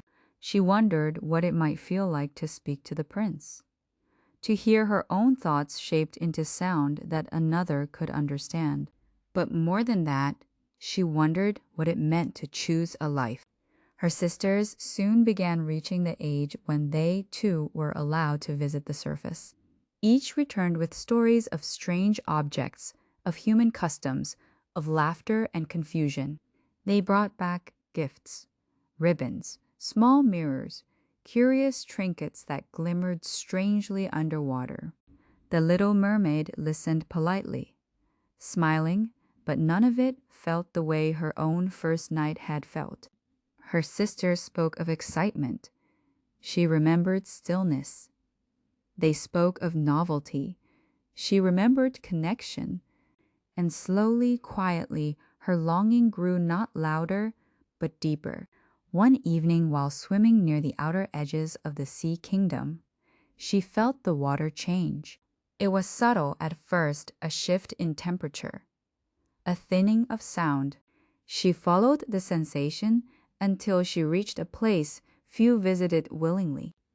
The sea was darker here, quieter in a different way. She did not feel fear, only seriousness. This was where stories said the sea witch lived, not as a creature of horror, but as one who understood the currents of choice better than most. The little mermaid hovered at a respectful distance, her heart steady. She did not rush forward. She did not call out. She simply waited, allowing the water to carry her presence. At last, a voice emerged, not loud, not harsh, but low and knowing. "You have come because you are listening," the voice said, "not because you are desperate." The little mermaid bowed her head slightly. "I want to understand," she said quietly. "I want to know what it means to change my path." The water seemed to still around her. "Change always asks for something in return," the voice replied, "not as punishment, but as balance." "I know," the little mermaid answered. "I am not asking to take what does not belong to me." There was a pause. Then the voice spoke again, slower now. "You may walk on land," it said. "You may live among humans, but the world above does not bend easily. Love, there cannot be earned through sacrifice alone. It must be freely returned." The little mermaid felt the truth of those words settle within her. "I understand," she said. "And if love does not come?" the voice asked. The little mermaid did not answer at once. She thought of the prince not as a dream, not as a reward, but as a person, living his own life, making his own choices. "I will still have lived honestly," she said at last. "I would rather choose fully than wander forever." The water shifted as if acknowledging her resolve. "Then rest," the voice said. "The time for change will come soon enough." The little mermaid drifted away, not lighter, not heavier, but clearer. That night, she slept more deeply than she had in many days. She dreamed not of storms or endings, but of walking slowly along a quiet shore, feeling the rhythm of waves at her side. And when she woke, she knew something for certain. Whatever came next, it would be chosen, not forced. And whatever she lost, she would lose with kindness intact. The sea held her gently. Above, unseen, the surface world waited, not as a promise, but as a possibility. Part 4. Walking Beside the World. When the little mermaid woke upon the shore, the morning was quiet. The light was soft, as if the sun itself were moving gently out of respect for the new day. The sand beneath her hands felt warm and unfamiliar, steady, unmoving. She lay there for a moment, breathing in the air, letting it fill her chest in a way that still felt strange. The sea rested behind her, calm and distant, as though it were watching without calling. When she stood, the world tilted slightly. Her steps were careful and slow, each one asking her to balance in a way she had never learned below the water. She did not rush. She let herself learn. The prince found her later that morning. He approached with kindness and curiosity, his voice gentle as he spoke, his expression open and warm.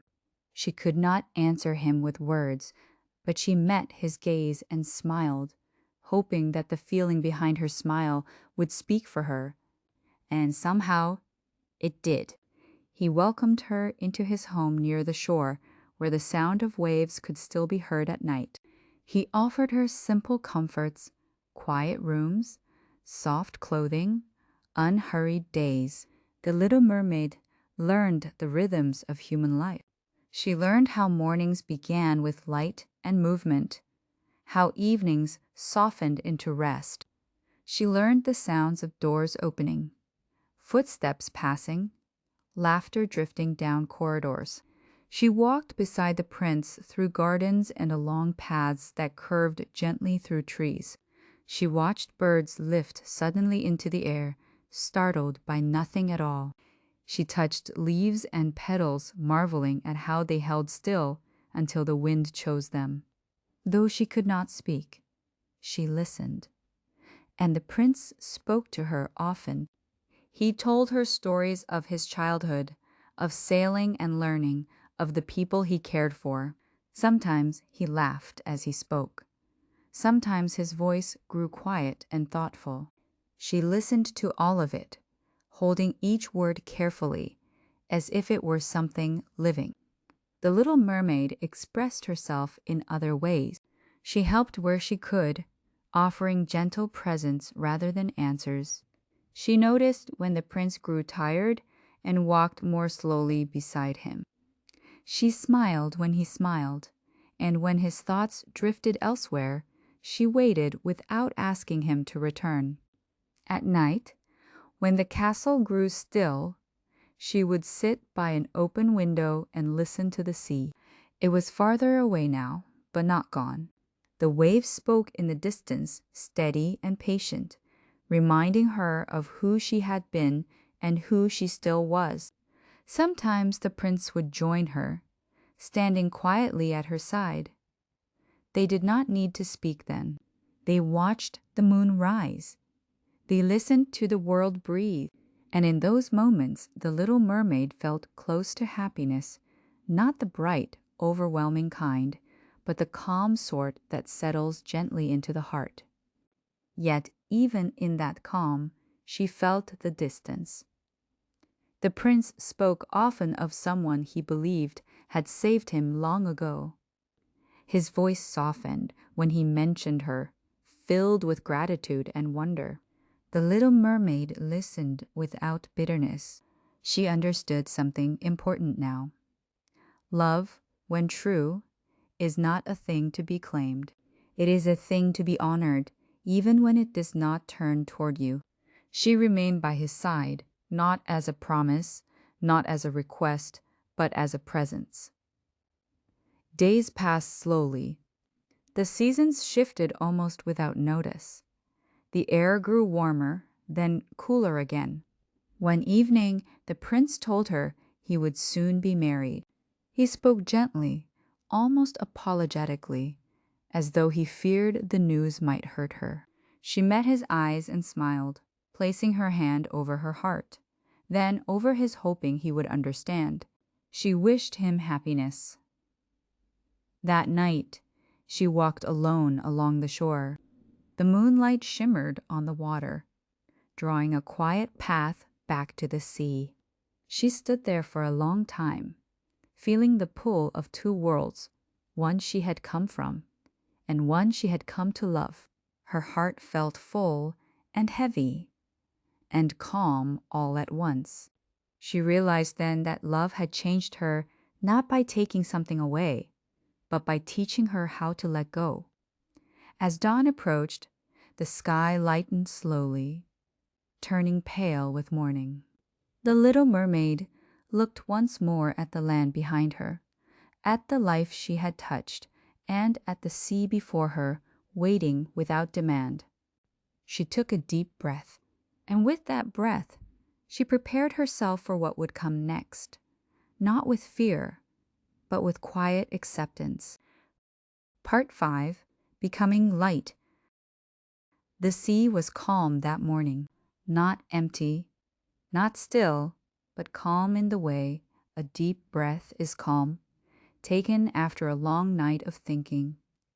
The waves moved slowly, lifting and lowering with patient rhythm, as though they had been waiting. The little mermaid stood at the edge of the shore.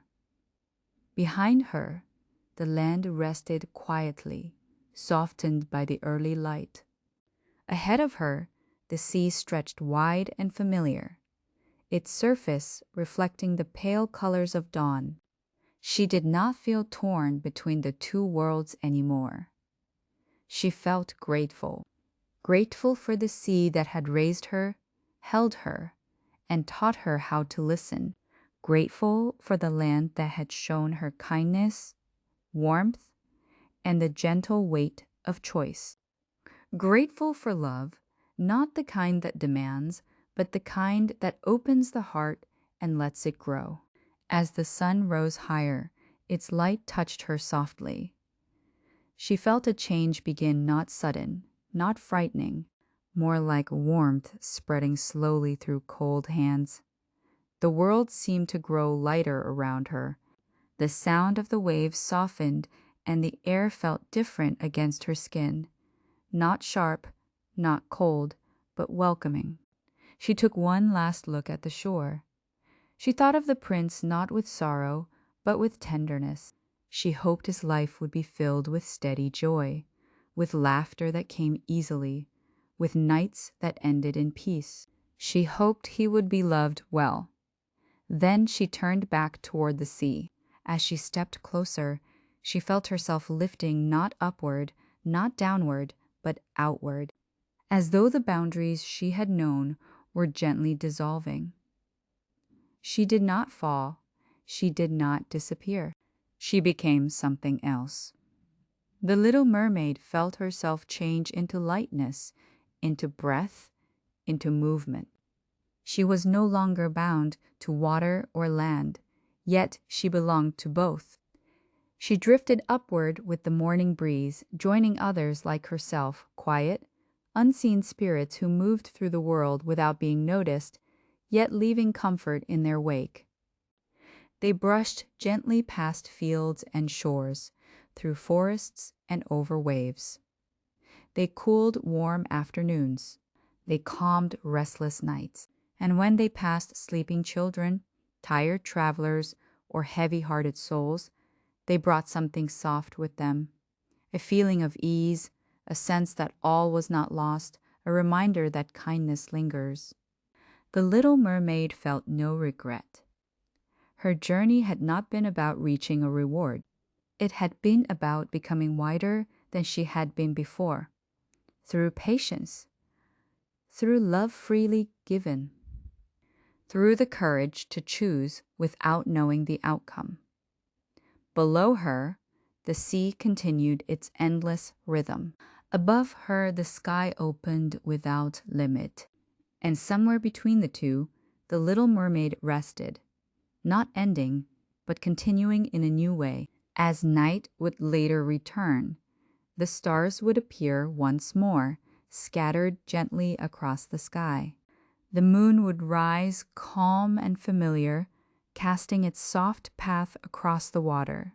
And when the world grew quiet again, when voices faded and thoughts slowed, the ocean would whisper its steady lullaby. A reminder that some stories do not end. They simply become part of the night. Part 1. The Long Waiting. Long ago, near the quiet edge of a small village, there lived a man and a woman in a simple stone house. The house was not grand, but it was warm. Morning light reached the kitchen table, and evening shadows moved gently along the walls. They shared their days peacefully, yet in their hearts lived a quiet wish. A wish they did not speak of often, but carried with them like a soft weight. They hoped for a child. Each morning, the woman stood by her window. From there, she could see into a garden beyond a tall stone wall. The garden was lush and green, filled with plants that grew freely, untouched by wandering hands. Leaves shimmered in the sunlight. Herbs bent gently in the breeze. Among them grew a tender green plant called Rapunzel, fresh and bright. As time passed, the woman grew weak. Her longing for the child grew stronger, and her body seemed to ask for rest and comfort. Often she gazed at the garden and thought not of wanting what was forbidden, but of how green life looked when hope was near. Her husband noticed her fading strength. One evening when the world was quiet and the sky had dimmed to soft blue, he made a careful choice. He climbed the stone wall and gathered a small bundle of leaves, not greedily, not roughly, but with care. He believed he was helping life continue. But the garden belonged to a woman who valued order and solitude. When she discovered the leaves had been taken, she did not shout or rage. She simply appeared. Her voice was calm, her presence firm. She did not ask for gold or apology. She asked for balance. "When the child is born," she said quietly, "she shall be named Rapunzel." And so it was. Part 2. The Tower of Light. Rapunzel grew gently. She was not restless nor loud. She listened more than she spoke, and when she sang, the sound seemed to settle the air itself. As she grew older, she came to live in a tall tower surrounded by trees and open sky. The tower was not a prison, it was a shelter. Sunlight entered from high windows, birds rested on the stones. The wind carried sounds of the world far beyond. There was no door at the ground, only a window above the earth. Each morning, Rapunzel brushed her long hair, letting it fall like soft sunlight down her back. She sang quietly as she did, not to call anyone, but because the day felt brighter when she sang. From her window she watched seasons change. Spring brought blossoms, summer brought warmth, autumn brought golden leaves. Winter brought silence that felt deep, not lonely. Rapunzel did not count the days. She wondered. She wondered what lay beyond the trees. She wondered how it felt to follow paths instead of only watching them from above. She wondered how voices sounded when they spoke face to face. One afternoon, as she sang softly, something changed. A voice rose from below. Not loud, not frightening. Human. A young man stood near the tower, listening. Not intruding, only listening. Their conversations began slowly. Words carried upward on the air. Stories drifted down in return. Rapunzel learned that the world beyond was wide, but not unkind, that people traveled, rested, laughed, and waited just as she had. She felt no fear, only readiness, growing quietly. Part 3. Choosing the Open Sky. After that day, Rapunzel listened differently. She still sang each morning, but her songs changed. They grew slower, softer, filled with pauses where the air itself seemed to listen back.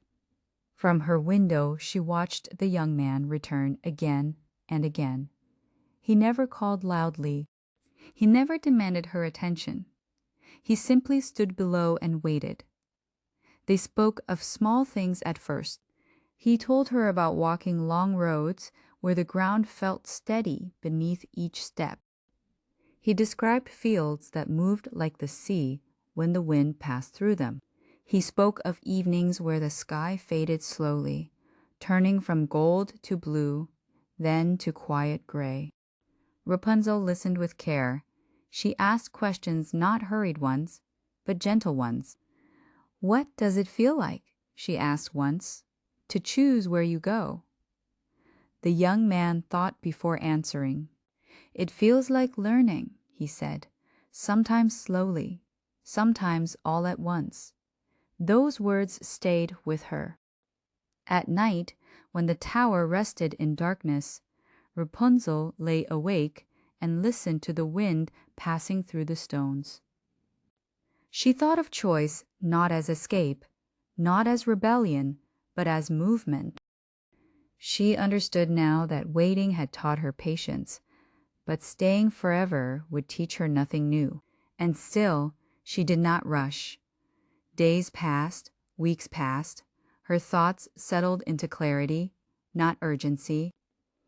One morning, as sunlight touched the stone floor, Rapunzel felt calm certainty take root inside her. Not excitement, not fear, readiness.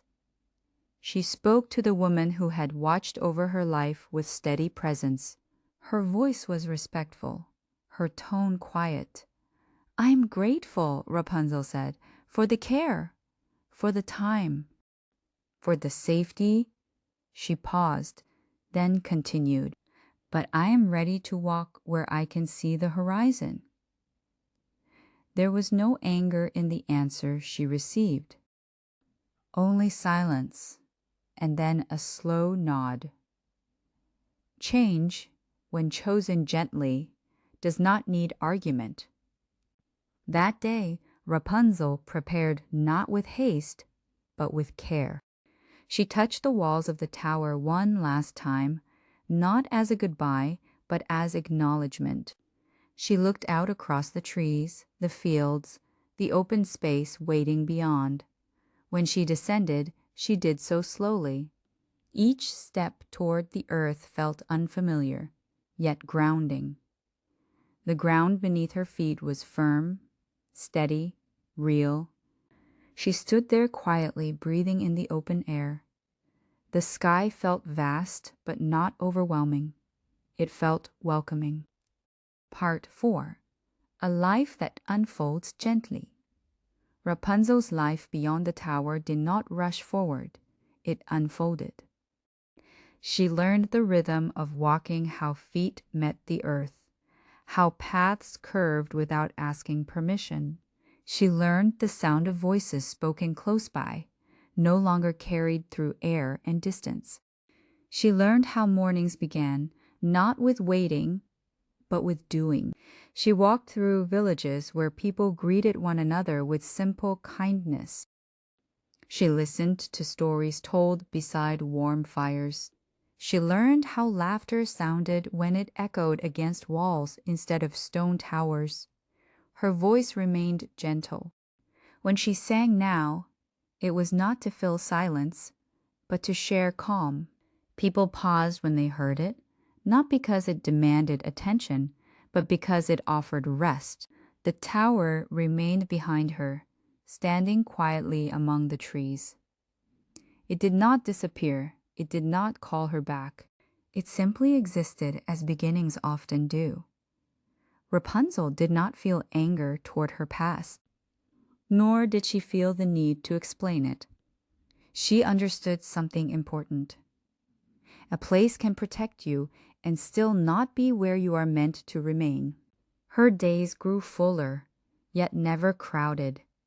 She learned that happiness did not arrive as a sudden gift. It came as a series of gentle moments, shared meals, quiet walks, evenings where the sky dimmed slowly and no one hurried it along. At night, when the world settled into stillness, Rapunzel rested easily. She no longer watched life from above.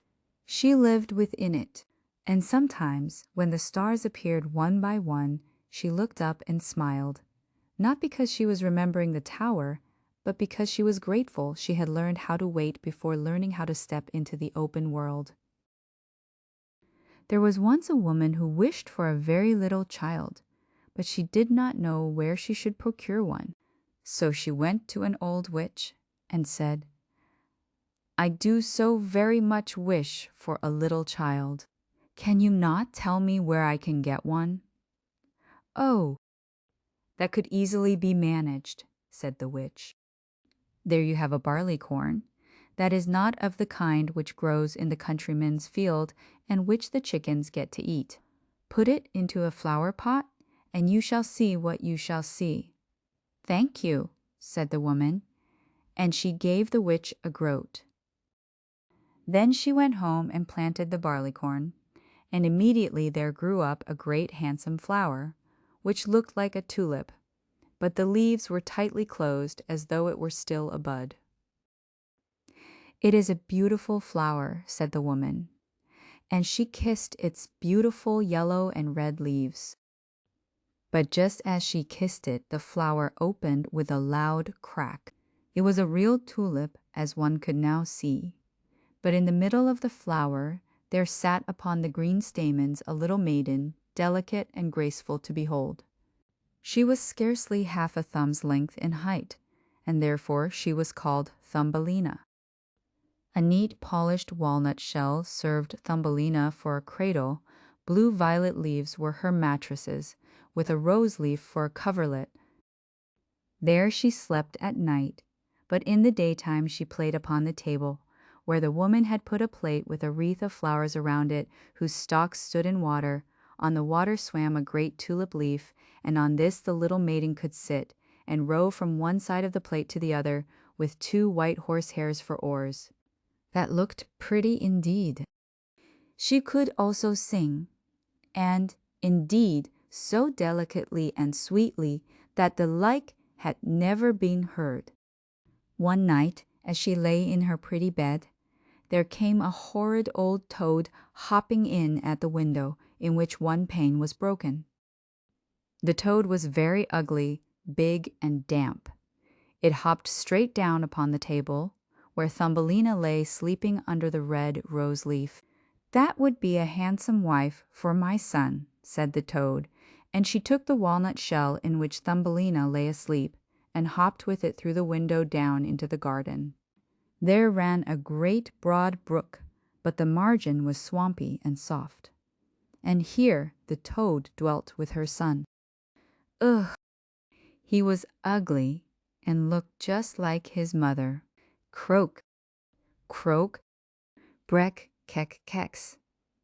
That was all he could say when he saw the graceful little maiden in the walnut shell. "Don't speak so loud, or she will awake," said the old toad. "She might run away from us yet, for she is as light as a bit of swan's down. We will put her out in the brook upon one of the broad water lily leaves. That will be just like an island for her. She is so small and light. Then she can't get away, while we put the stateroom under the mud in order, where you are to live and keep house together." Out in the brook there grew many water lilies with broad green leaves, which looked as if they were floating on the water. The leaf which lay farthest out was also the greatest of all. And to that the old toad swam out and laid the walnut shell upon it with Thumbelina. The poor little thing woke early in the morning, and when she saw where she was, she began to cry very bitterly, for there was water on every side of the great green leaf, and she could not get to land at all. The old toad sat down in the mud, decking out her room with sedges and yellow water lilies. It was to be made very pretty for the new daughter-in-law. Then she swam out, with her ugly son, to the leaf on which Thumbelina was. They wanted to take her pretty bed, which was to be put in the bridal chamber before she went in there herself. The old toad bowed low before her in the water and said, "Here is my son. He will be your husband, and you will live splendidly together in the mud. Croak, croak."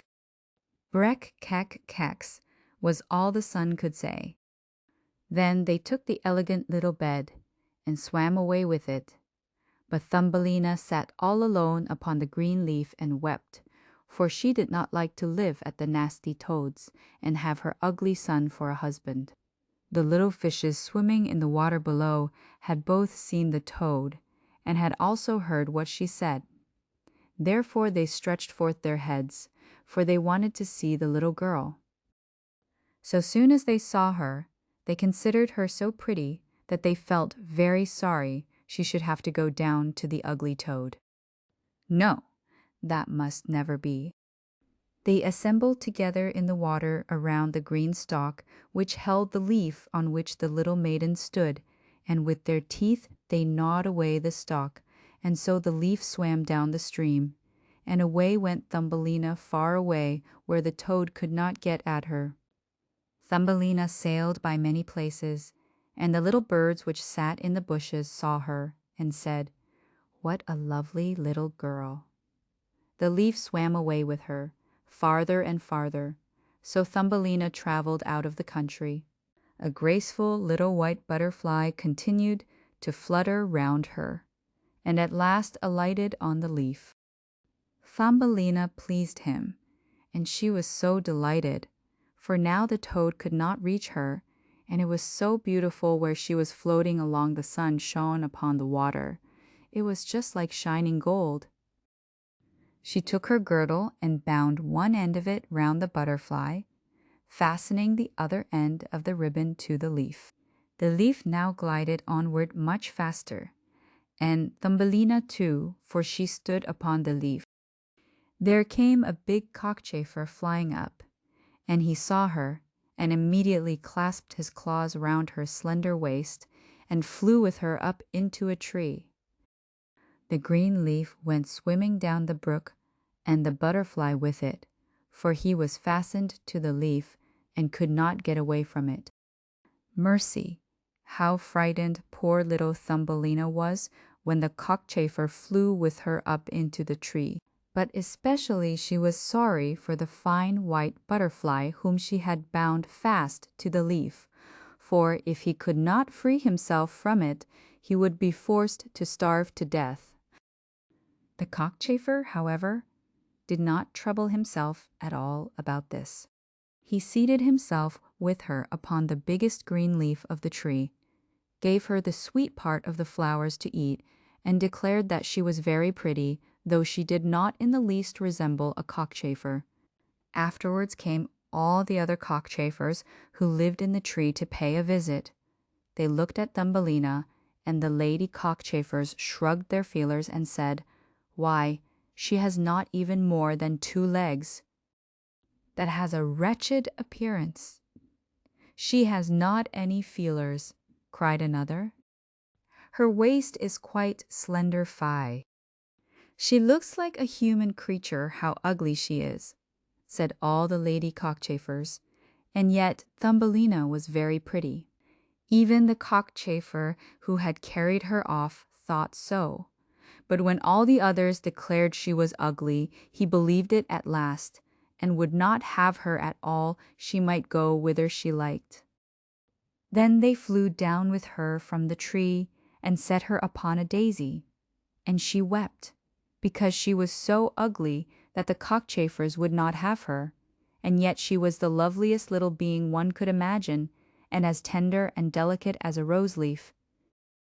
The whole summer through poor Thumbelina lived quite alone in the great wood. She wove herself a bed out of blades of grass and hung it up under a large burdock leaf so that she was protected from the rain. She plucked the honey out of the flowers for food and drank of the dew which stood every morning upon the leaves. Thus summer and autumn passed away, but now came winter, the cold, long winter. All the birds who had sung so sweetly to her flew away. Trees and flowers shed their leaves, the great burdock leaf under which she had lived shriveled up, and there remained nothing of it but a yellow withered stalk. And she was dreadfully cold, for her clothes were torn, and she herself was so frail and delicate, poor little Thumbelina. She was nearly frozen. It began to snow, and every snowflake that fell upon her was like a whole shovelful thrown upon one of us, for we are tall, and she was only an inch long. Then she wrapped herself in a dry leaf, but that would not warm her. She shivered with cold. Close to the wood into which she had now come lay a great cornfield.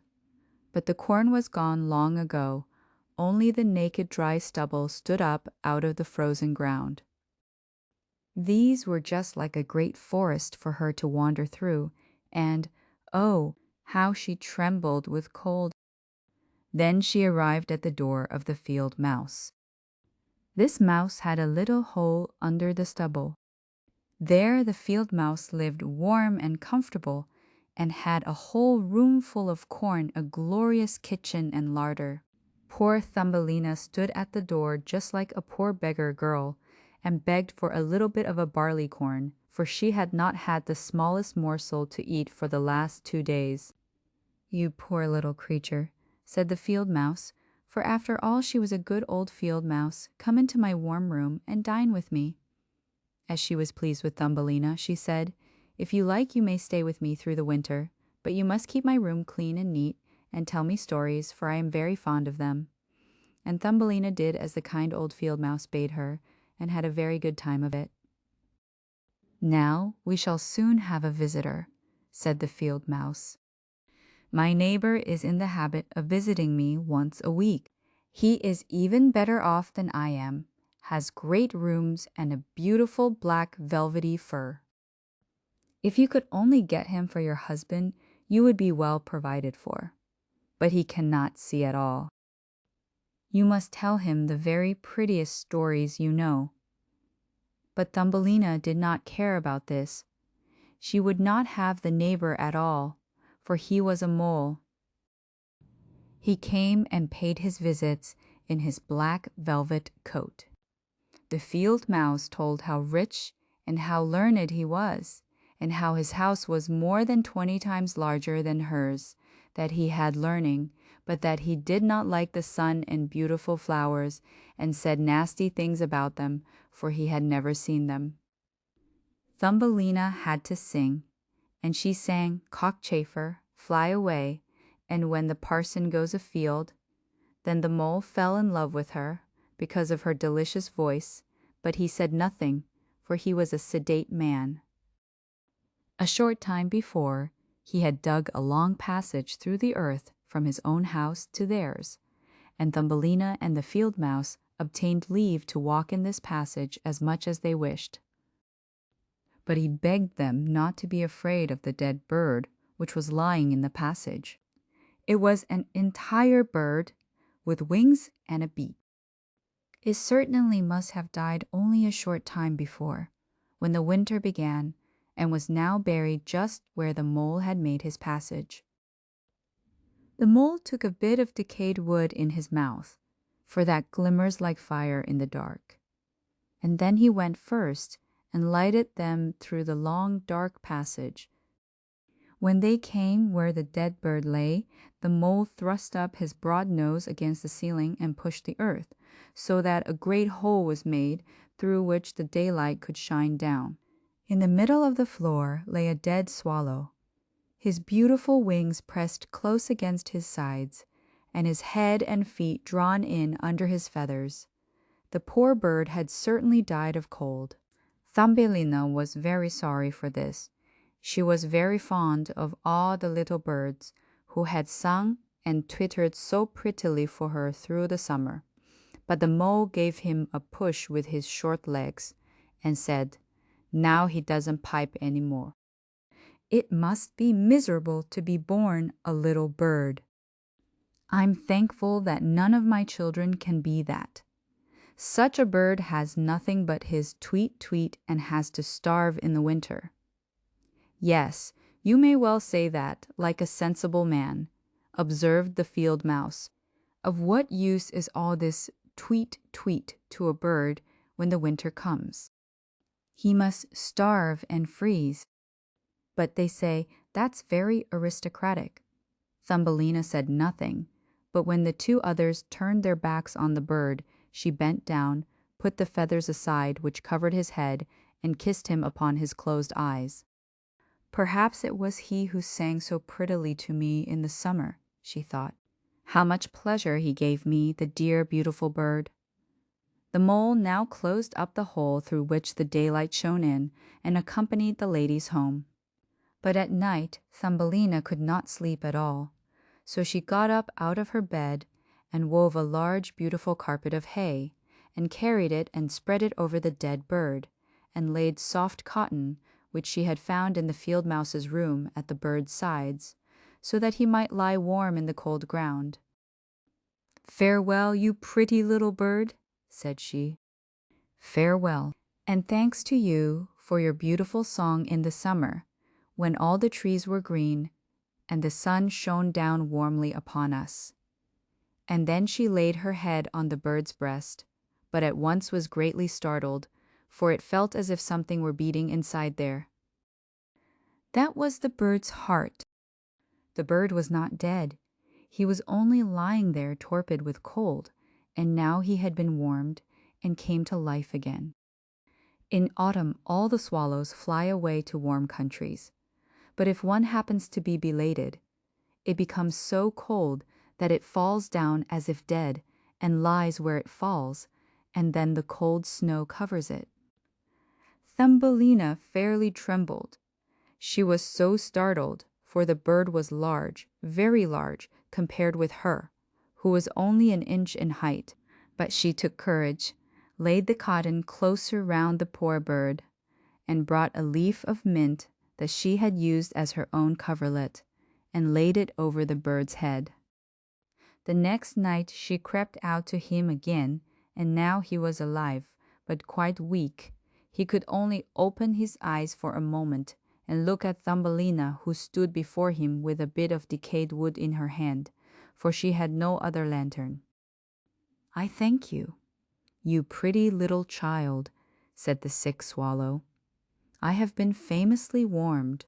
Soon I shall get my strength back again, and I shall be able to fly about in the warm sunshine. Oh," she said, "it is so cold without. It snows and freezes. Stay in your warm bed, and I will nurse you."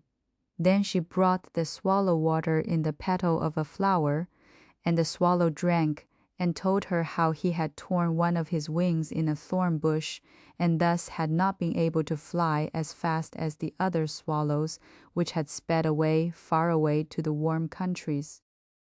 So at last he had fallen to the ground, but he could remember nothing more, and did not know at all how he had come where she had found him. The whole winter the swallow remained there, and Thumbelina nursed and tended him heartily.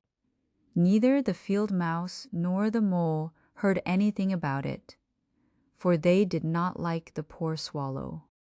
So soon as the spring came, and the sun warmed the earth, the swallow bade Thumbelina farewell, and she opened the hole which the mole had made in the ceiling.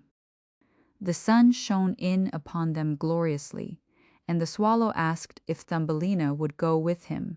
She could sit upon his back, and they would fly away far into the green wood. But Thumbelina knew that the old field mouse would be grieved if she left her. "No, I cannot," said Thumbelina. "Farewell, farewell, you good, pretty girl," said the swallow, and he flew out into the sunshine. Thumbelina looked after him, and the tears came into her eyes, for she was so fond of the poor swallow. Tweet, weet.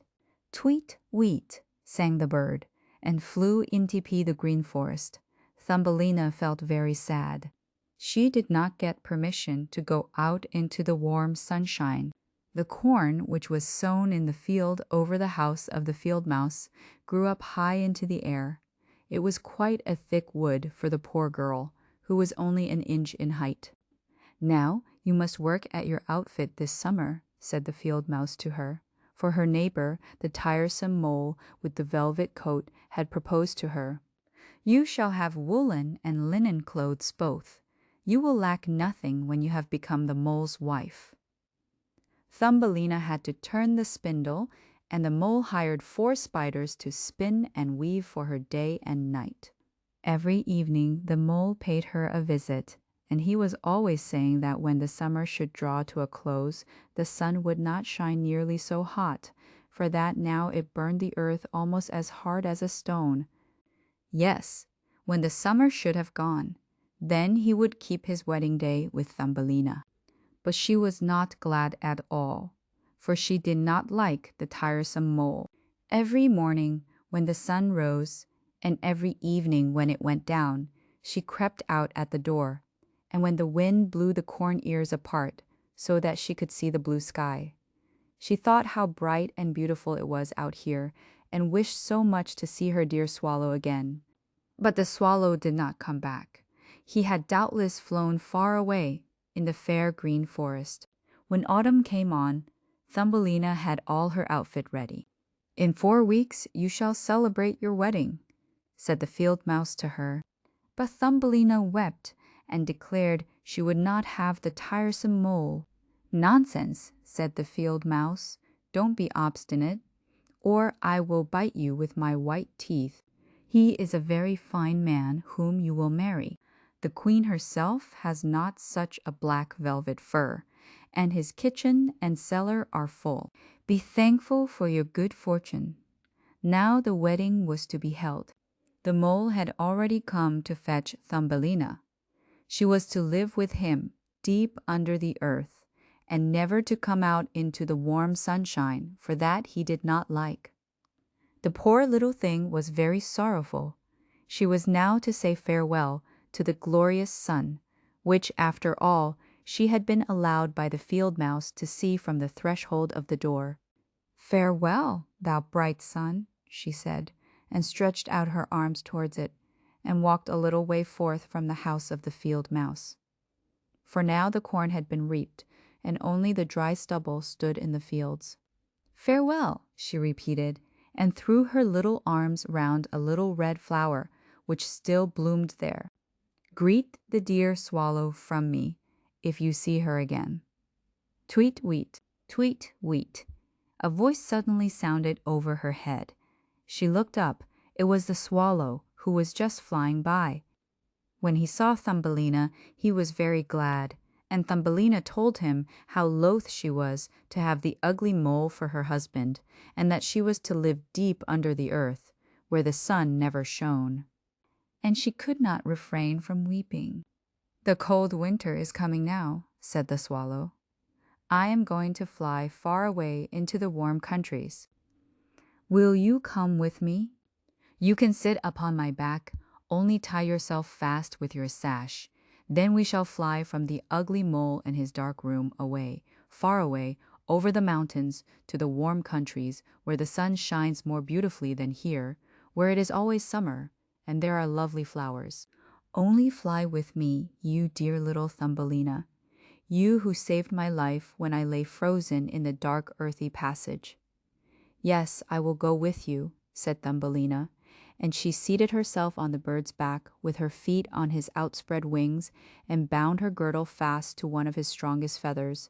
Then the swallow flew up into the air over forest and over sea, high up over the great mountains where the snow always lies, and Thumbelina felt cold in the bleak air, but then she crept under the bird's warm feathers and only put out her little head to admire all the beauties beneath her. At last they came to the warm countries. There the sun shone far brighter than here. The sky seemed twice as high. In ditches and on the hedges grew the most beautiful blue and green grapes. Lemons and oranges hung in the woods. The air was fragrant with myrtles and balsams, and on the roads the loveliest children ran about, playing with the gay butterflies. But the swallow flew still farther, and it became more and more beautiful. Under the most glorious green trees by the blue lake stood a palace of dazzling white marble from the olden time. Vines clustered around the lofty pillars. At the top were many swallows' nests, and in one of these the swallow lived who carried Thumbelina. "Here is my house," said the swallow. "But if you will select for yourself one of the splendid flowers which grow down yonder, then I will put you into it, and you shall have everything as nice as you can wish." "That is capital," cried she, and clapped her little hands. A great marble pillar lay there, which had fallen to the ground and had been broken into 3 pieces, but between these pieces grew the most beautiful great white flowers. The swallow flew down with Thumbelina and set her upon one of the broad leaves. But how great was the little maid's surprise! There sat a little man in the midst of the flower, as white and transparent as if he had been made of glass. He wore the daintiest of gold crowns on his head, and the brightest wings on his shoulders.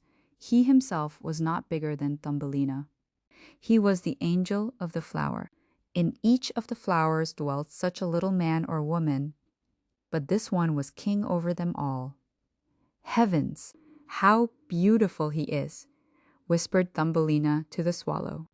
The little prince was very much frightened at the swallow, for it was quite a gigantic bird to him who was so small. But when he saw Thumbelina, he became very glad. She was the prettiest maiden he had ever seen.